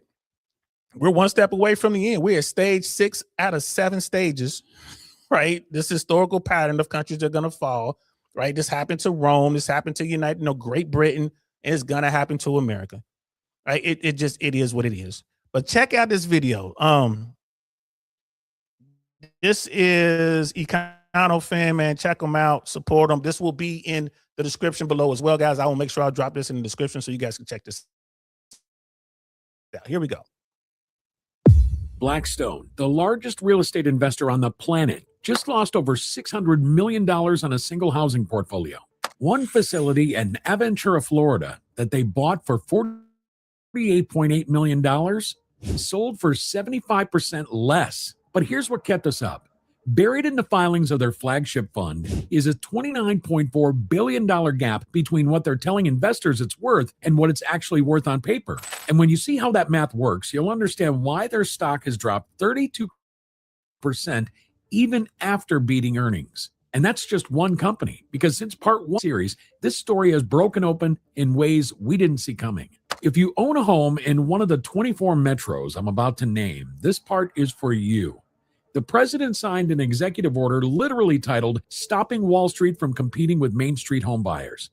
Treasury Secretary Bessent went to Davos and said the threshold for large investor could be as low as 5 homes, not 1,000, not 500, 5. The official definitions dropped February 19th, and that single date is going to matter more than any Fed meeting this year. Then there's the signal nobody in real estate media is connecting to this story.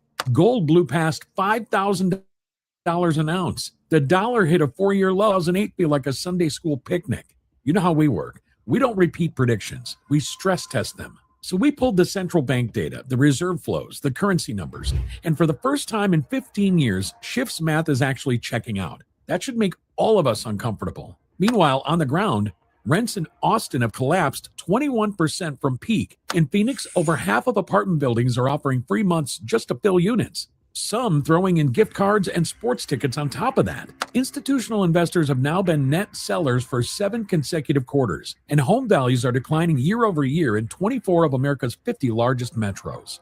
Now, before we go any further, we need to address something directly, because I know exactly what some of you are thinking. Net sellers? And you're not wrong to be skeptical. Here's why. The overall investor share of home purchases, which includes every landlord from the guy who owns 3 duplexes to Blackstone, actually hit a 5-year high in Q2 2025. 33% of all home purchases went to some type of investor.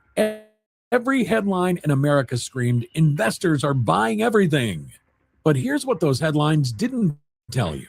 The percentage went up because regular home buyer transactions collapsed to a 30-year low. The actual investor purchases barely changed. It's like saying your batting average went up, but only because the team played fewer games. The denominator shares actually doing? They're not disappearing. Let me be clear about that. Nobody with $2 trillion in real estate assets is packing up and going home. What they're doing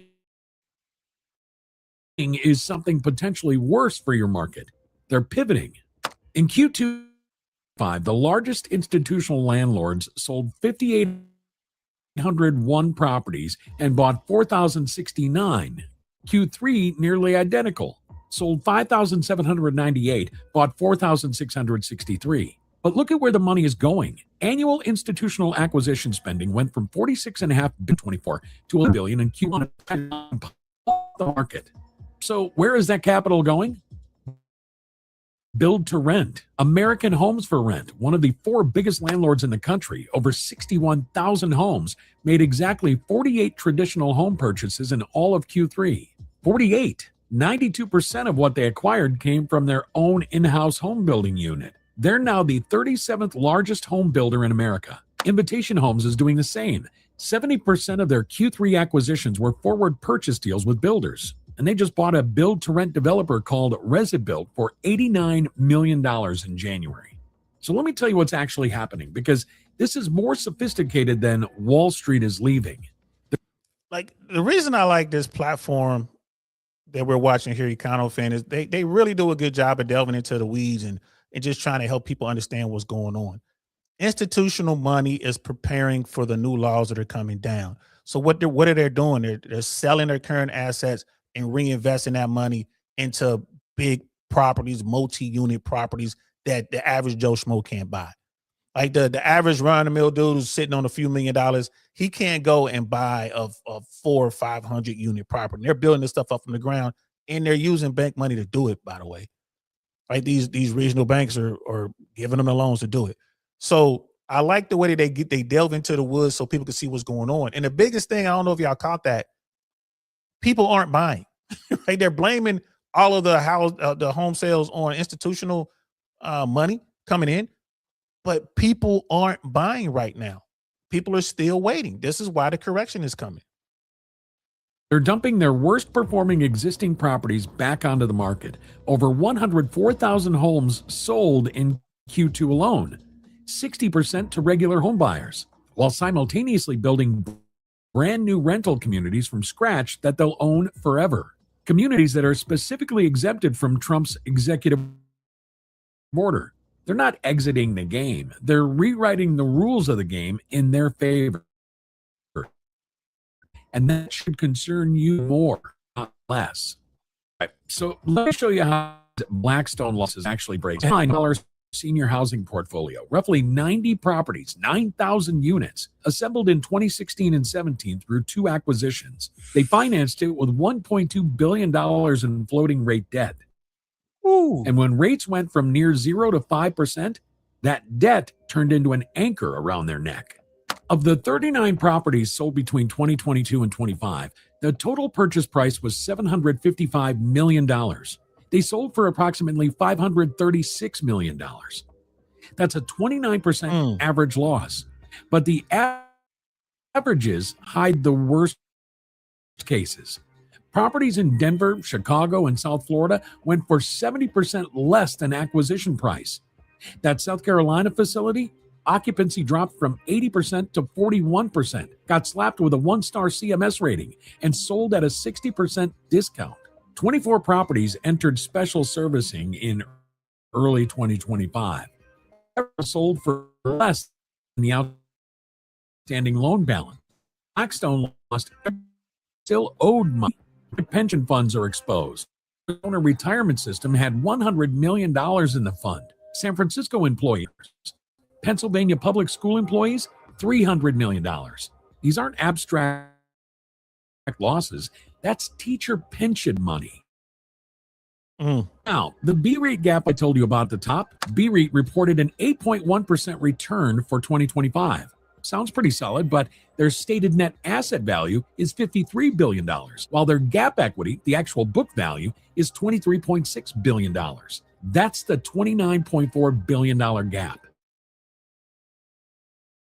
Their NAV is running at 2.25 times book equity. Chilton Capital Analysis estimated that if B-REIT were a publicly traded REIT, it would trade 60 to 70% below the value Blackstone is quoting to investors. Their dividend payout ratio hit 519% in 2024. That means for every dollar they earned, they paid out $5 in dividends. Public REITs average 74%. You can do that for a while with investor money coming in, but it's not a business model. It's a treadmill.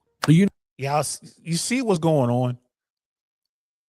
The big entities, the huge money, they're taking these massive losses, but somehow they can absorb them because they're moving money. They're doing other kind of things. There's a lot going on. They're taking a haircut, right? But when it gets down to the mom and pop investor, like the small time investor, these small investment groups, it might be, 5, 8, 10, 12 million or whatever, maybe a little bit more. And these folks, they can't afford to take the haircut. They can't afford to eat the loss. It's like Cuz was saying, like it's like Section 8 is solid, but the Section 8 home, if you got a Section 8 person in your house, you got a multi-unit, that's fine. But if you're in an investment group and you have 4 other properties that are underwater and you can't sell them, you're about to lose them, you're going to lose that Section 8 property too. That's going to get snatched up by the bank. That's not going to affect the Section 8 person. it's going to be a new owner of that property. I mean, so Section 8 is still solid. But Airbnb, like that business model is falling apart. People aren't going to Airbnbs because Airbnb has to compete with the hotels. And right now, the hotels are cheaper than Airbnbs and safer. So, I think that the Airbnb model is falling apart big time. There's a lot of talk about that. I haven't really been watching it too close, but I have come across a couple articles. But anyway, let's keep going. University of California invested $4.5 billion in BREIT in December 2022 with a guaranteed 11.25% hurdle rate. Through February 2025, their actual annualized return was 1.3%. To hit their target, BREIT needs to deliver a cumulative 84% return between March 2025 and December 2028. And the stock, BX itself, down 13% year to date and dropped 5.6% the day Trump announced the institutional ban. Even after record Q4 distributable earnings of $1.75 a share, beating estimates by 14%, the stock still fell 3%. The market is pricing in something the earnings reports aren't showing you. So let's get into exactly what this executive order does, because there's a reason I said February 19th matters more than any Fed meeting.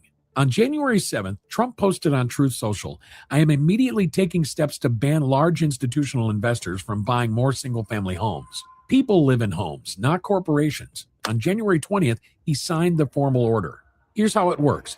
Treasury has until February 19th, that's days from now, to define what large institutional investor and single-family home mean. Then HUD, USDA, VA, and FHFA have until roughly March 21st to issue guidance preventing federal programs from approving, insuring, guaranteeing, or securitizing sales to those investors. Attorney General Pam Bondi and FTC Chair Andrew Ferguson are directed to review acquisitions for anti-competitive and prioritize antitrust enforcement and coordinated pricing strategies, which is a direct shot at the algorithm rent-setting tools like RealPage. Now, two critical caveats. One, this does not force anyone to sell what they already own. No forced divestment. And two, there's build-to-rent exemption for communities that were planned, permitted, and built as from the start. Remember what I just knew about American Homes for Rent, invitation home to build to rent? They saw this coming. Definitions are everything. When Bessent said 5 to 12 homes at Davos, that was a signal. The industry has always assumed institutional means 1,000 or more properties. If Treasury defines it at 50 homes, which is where Senator Warnock's bill draws the line, or even 25, which is Washington State and Georgia are proposing, you're not just hitting Blackstone. They own more homes than the landlords do. And the states aren't waiting. California's Governor Newsom announced plans to curb institutional purchases on January 9th. Washington State filed a bill targeting investors with 25 or more homes. Georgia introduced the protected sales to businesses owning 25 or more homes in the same county. In the city area cap rentals at 10%. That took effect January 1st, passed unanimously. Bills filed in New York, Virginia, Texas, Utah, Kentucky, and Nevada.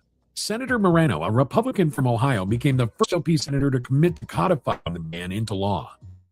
No legal challenges have been filed yet, but when those Treasury definitions drop, that's when the lawsuits start. The lobbying goes into overdrive.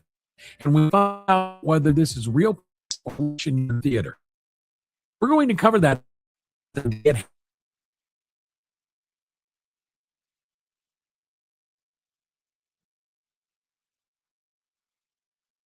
Make sure you're not finding out days later when everyone else already moved.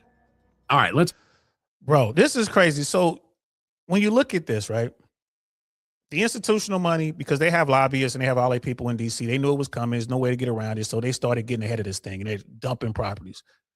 They're dumping properties at a loss. Comps are going down. Single family homes are some of these properties. So they're dumping them properties. So you got other people in that neighborhood like, well, I'm fine. Like, no, your value just went down because the institutional guys, Blackstone, just drops all these properties and just sold them at this loss. So your property value just went down. When they come to do the comps, they're gonna look at that and like, yeah, man, now you thought your place was worth $625. Nah, they just sold it for $550, and that place is bigger than yours, right? So everything is that's part of this correction things. Like the first domino has already fallen. You got all this stuff going on. The real estate game is going to be a huge indicator of what this correction is going to look like. And then again, rates aren't coming down to sub 3%. Rates are at 6%. They might even go up, depending on how far these prices fall. Right. So you got all this stuff going on. And then when they're talking about, you need bonding these other people to start doing some work, they're bogged down with the Epstein stuff. So I doubt if they're even on this, which is crazy. So the administration is definitely going to be dragging their heels. The institutional money is going to use that as an opportunity to take this extra time to get out of it and do what they got to do. Dump these properties. And then again, it becomes that musical chairs, bro. The music is slowing down, man. It ain't too many chairs left. It's going to be a lot of people left standing up, man. It's going to hurt them. It's going to hurt them. Continue. Now, let me zoom into what's actually happening to rents and home prices in the markets where these companies are most concentrated, because the national averages hide the real story. Nationally, the median apartment rent is $1,353 a month, down 1.4% year over year. That sounds mild, but in real inflation-adjusted terms, rents have been declining for 37 consecutive months. Over 3 straight years of renters getting quietly less squeezed while landlords get quietly more desperate. I already mentioned Austin and Phoenix in the open, but here's what I didn't tell you. Austin's vacancy rate has hit 15%, the highest of any major metro in the country. The rents dropped 21% isn't over.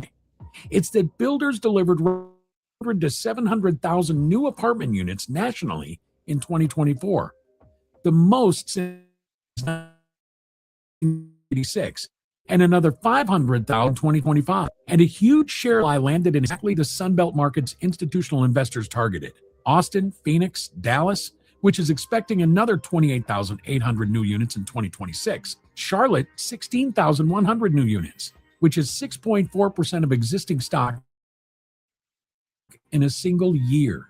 In Phoenix, where over half buildings are offering concessions, some lease up 6 to 10 weeks free. M8, one of the largest apartment REITs in the Sunbelt, reported in their Q4 earnings on February 5th that roughly 2/3 of their competitors are offering 5 weeks free just to compete. Atlanta rents are down 13.6% from their October 2021 peak. Apartment vacancy nationally hit 7.3% per apartment list, a record since they started tracking in 2017. And CoStar has hit even higher at 8.2 to 8.5%. Luxury apartments, 11.5% vacancy. And it's not just rents. Home prices are splitting the country in half. 24 of the 50 largest metros are declining year over year. Austin down over 6%. Tampa Bay down 6%. Miami nearly 5%. Dallas down 4%. Zillow calls Southwest Florida the epicenter of housing market weakness. Prices there dropped 11% in Q1 2025 versus a year earlier. Cape Coral is forecast to drop another 10%. Meanwhile, the Northeast and Midwest are still appreciating.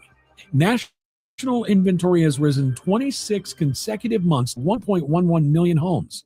And 10 states have already surpassed their pre-pandemic 2019 inventory levels: Arizona, Colorado, Florida, Idaho, Hawaii, Oregon, Tennessee, Texas, Utah, and Washington. Every single one is a market institutional investors targeted heavily. That's not a coincidence. All right, let me show you the data behind that shift claim, because this is the section that changed how we're thinking about all of this. Gold didn't just cross $5,000. It set 53 new all-time highs in 2025. Total global demand exceeded 5,000 tons for the first time ever. $555 billion worth, up 45% in a single year. And who's buying? Central banks. They purchased 863 tons last year, averaging 60 tons per month. Before 2022, the average was 17 tons. That's a 3.5 times increase in central bank gold accumulation. Poland. Why is the world, all the central banks of the world, buying gold right now? Why are they doing it? Because everyone sees the writing on the wall. America might be one of the biggest Ponzi schemes ever in the history of Ponzi schemes. And they're like, this is about to crash. We need some value. We need something of value, something to store our wealth in. They're going to gold. They're going to gold. Like the America is buying more gold than anybody. So the powers that be understand, like, yeah, man, let's prepare ourselves. Something's going to happen, guys. Something's going to happen. And this, man, I really like this video. Led with 102 tons. China's central bank has been buying for 15 consecutive months. A World Gold Council survey found 95% of central banks expect global gold reserves to keep increasing. And late last year, gold officially surpassed U.S. Treasuries as the world's largest reserve asset by value. Read that again. The world's central banks now hold more value in gold than in American government debt. The dollar index is at roughly 97.35, down 10% over the past year. China's treasury holdings have dropped from over $1.3 trillion at peak to about $680 billion. Russia and China now settle 90% of their bilateral trade without touching the dollar. BRICS nations collectively hold over 6,000 tons of gold. The dollar's share of global reserves has fallen from over 70% in the 90s to roughly 57% today. Now, I said I'd stress test Schiff, so let me give you the other side. Peter Schiff has been predicting dollar collapse for over 15 years. He runs a gold retail business, so he benefits every time this narrative gains traction. U.S. GDP was growing at a solid pace through 2025. Total ownership of treasuries actually record of $0.1 as asset managers and pension funds offset central bank selling. The dollar is but collapsing. So where does that leave us? You don't need to be fully right for this to matter. U.S. national debt hit $38.56 trillion as of February 4th. Annual interest payments now exceed $1 trillion, the second largest federal expense. That rates 175 basis points since September 2024, but mortgage rates are still sitting at 6.11%, and they're forecast to stay above 6% for most of this year. If you're an institutional investor trying to refinance floating rate debt, or a buyer trying to afford a median-priced home that now consumes 47.7% of median household income, the macro environment is squeezing you from every direction, regardless of whether the dollar formally collapses. And Blackstone isn't the only one bleeding. Starwood REIT has been limiting investor redemptions for over 29 consecutive months. Nearly $1 billion in redemption requests are sitting unfulfilled. In June 2025, they honored just 4% of each investor's withdrawal. Multiple law firms are now investigating potential securities claims. The broader non-traded REIT sector bought in just $1.2 billion in Q1 2025, while facing $2.8 billion in redemption requests. Average returns excluding Blackstone? 1.5%. CMBS delinquency. These are the mortgage-backed securities that finance a lot of these portfolios. It's 7.3% in December. Multifamily specifically reached 7.12%, the worst since December 2015. And not. Yo, are y'all listening? Like, real talk. Are y'all listening? Like, it's happening. It's happening right now.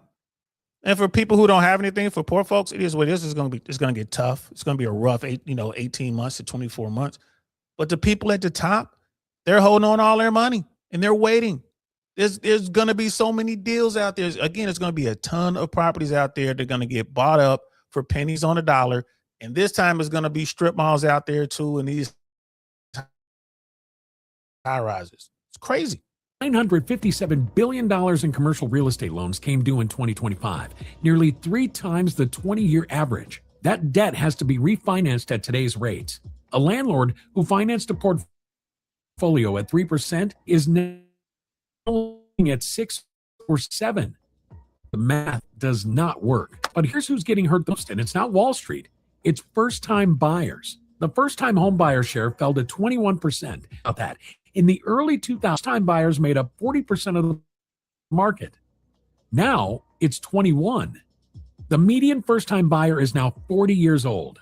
NAR estimates that waiting from ages 30 to 40 to buy your first home costs roughly $150,000 in lost equity. The median first-time down payment hit 10%, highest since 1989. All cash purchases reached a record 26% of primary residence transactions.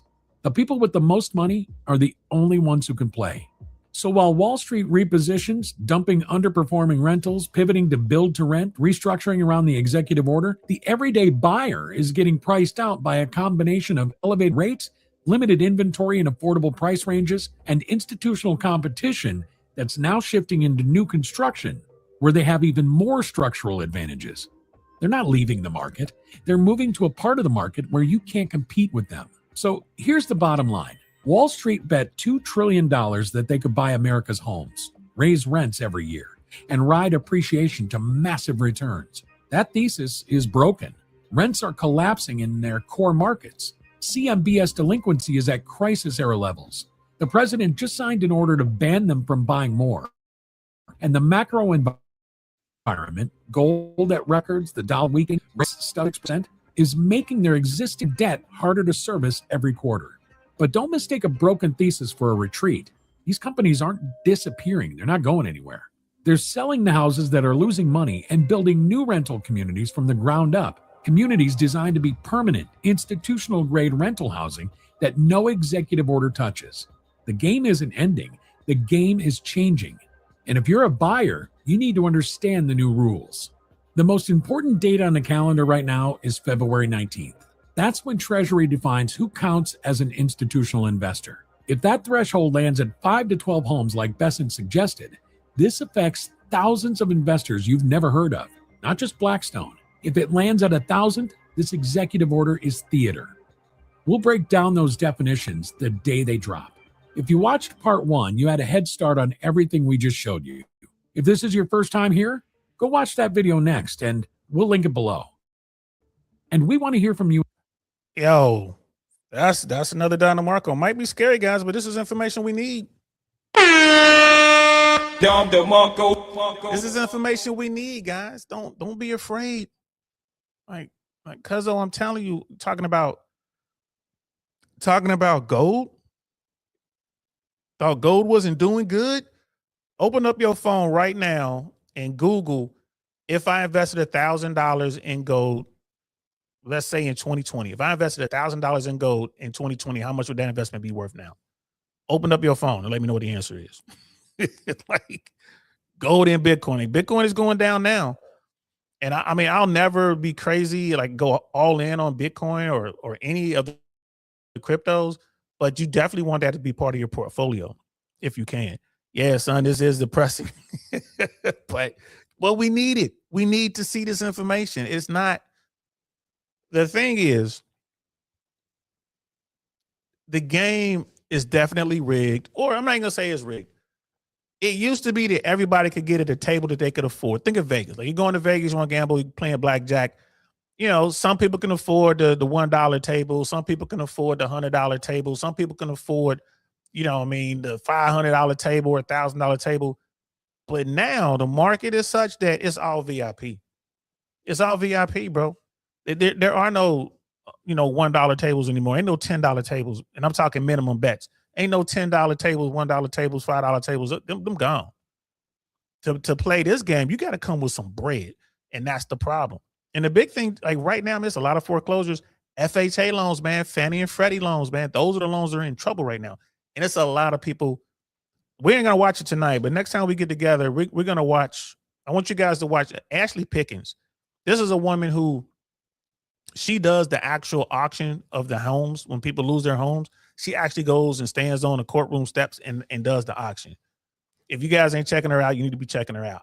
But next time we get together tomorrow, we're going to watch one of her videos so you guys can see what's going on in the trenches. So many people that tell you like, oh, everything is fine. Like I was talking to one of my 1%er friends the other day. And I was like, hey, it's going to, it's blood in the streets. There's going to be a lot of great deals out there. Like, you watching the market? Like, yeah, I'm watching the market. I ain't buying nothing, but I'm watching the market. I'm like, oh, I know you're not going to buy nothing. They're like, no, but when this is like, maybe another year or so, 6 to 18 months. Yeah, they're getting ready. They're getting ready.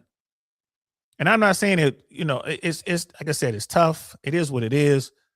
But you need to know what's going on so you can at least try to protect yourself as much as possible. Do some work with AI, enhance your skills, and maybe on the other side of this, you'll be able to come up. But right now, You talking about the real estate game, dude just broke it down for you. Like it's only big dogs are playing. You want to try to get into that game, you're gonna have to, ain't no cheap tables. You're gonna have to come in here, man. Like, hey, this is $1,000 table. $1,000 a hand. Like what? So if you want to play, you're gonna need some money. There's a lot of people who can't afford mortgages right now. I mean, because again, the average American income, like the median American's income for an individual right now is around, I think the median income is around 60, I think like 55 to 68,000, somewhere in there. You check my math, look it up. That's the median income. And you're going to go buy you a house? You can't buy a house. You might be able to jump into a condo, but you don't want to buy a condo in Florida right now. So it's just, if you're single, you don't have any kids, you're not married, or you guys have a solid relationship,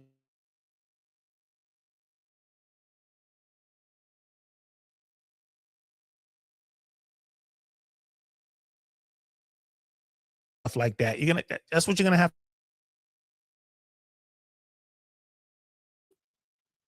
You're gonna have to be able to move to get the deal. To get simple as that.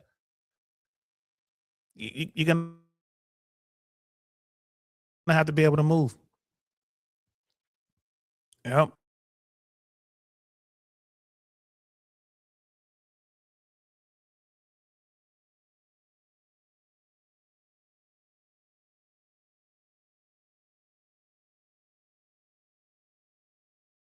Like I'm trying to get in there too. It's happening, man. It's happening. So right now is,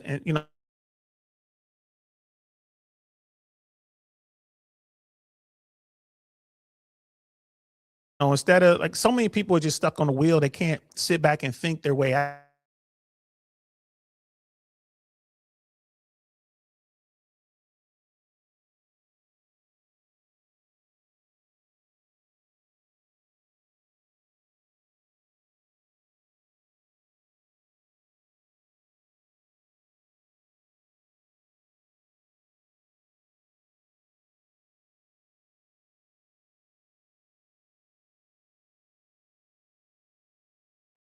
On Facebook, I'll be putting stuff about the economy and, stuff about money and politics and what's going on with the war. But on YouTube, for you guys on Facebook, if you want to hear about dating and what's going on in sexual marketplace and all that's going to be on YouTube. I won't broadcast those on Facebook. So do me a favor, if you can, come over, sign up on YouTube. We would love to have you over here. You can watch on Facebook, but do me a favor, just come over. I Really Want to Know podcast. DL saying I Really Want to Know podcast. Hit that subscribe button. And I appreciate y'all rocking out with me. Brother Ian just mapped the median household income by state.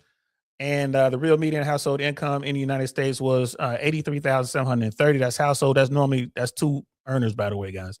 In 2024, according to the U.S. Census Bureau data, showing no statistically significant probably change. Yeah, change from 2023. Estimate of 82,690. While 2024 shows stability, 2023 saw a significant 4% increase from 80,610 from 2022. You're going to see a decline in the household income because of what's going on with Doge and all that kind of stuff in the AI effect. So when you look at the median household income, probably moving forward over the next 3 to 5 years, you're going to see a sharp decline. And then you're going to see a sharp increase for like the top 20% of earners. It's just crazy because it's the owners just that have yachts, and the have-nots and the have yachts are going to be making more money. You can fire people and implement AI and increase productivity and not have to pay. You're saving so much money in just labor costs and labor-related costs. This is what's going on. This is the thing. This is the thing. So I'm going to have to leave it there, guys. I appreciate y'all rocking out with me. I'm DL Saint. Facebook, y'all know who I really am. But over here, I'm DL Saint. This is the I Really Want to Know podcast, man. I hope to see y'all tomorrow. Tomorrow morning, I'm definitely going to do an update on what's going on day 4 with the war. Like I said, unfortunately, we're already at 6 fallen soldiers. 6, the number is 6 has gone up. So and that number's going to continue to go up, man. Sad situation over there, but we're going to talk about it tomorrow morning. Should be on around 10:30 somewhere in there. I'm DL Saint. This is that Really Want to Know podcast. I'm gonna holler at y'all later. Peace. Nothing like I've ever seen. It's just a thing of beauty.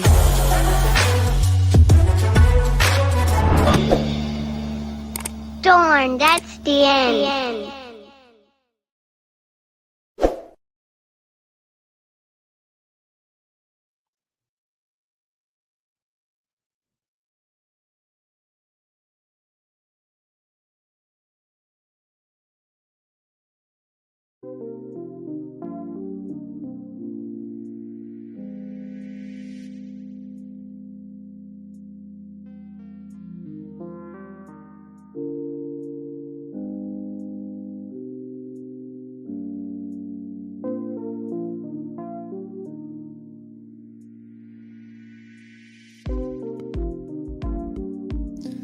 Thanks for watching.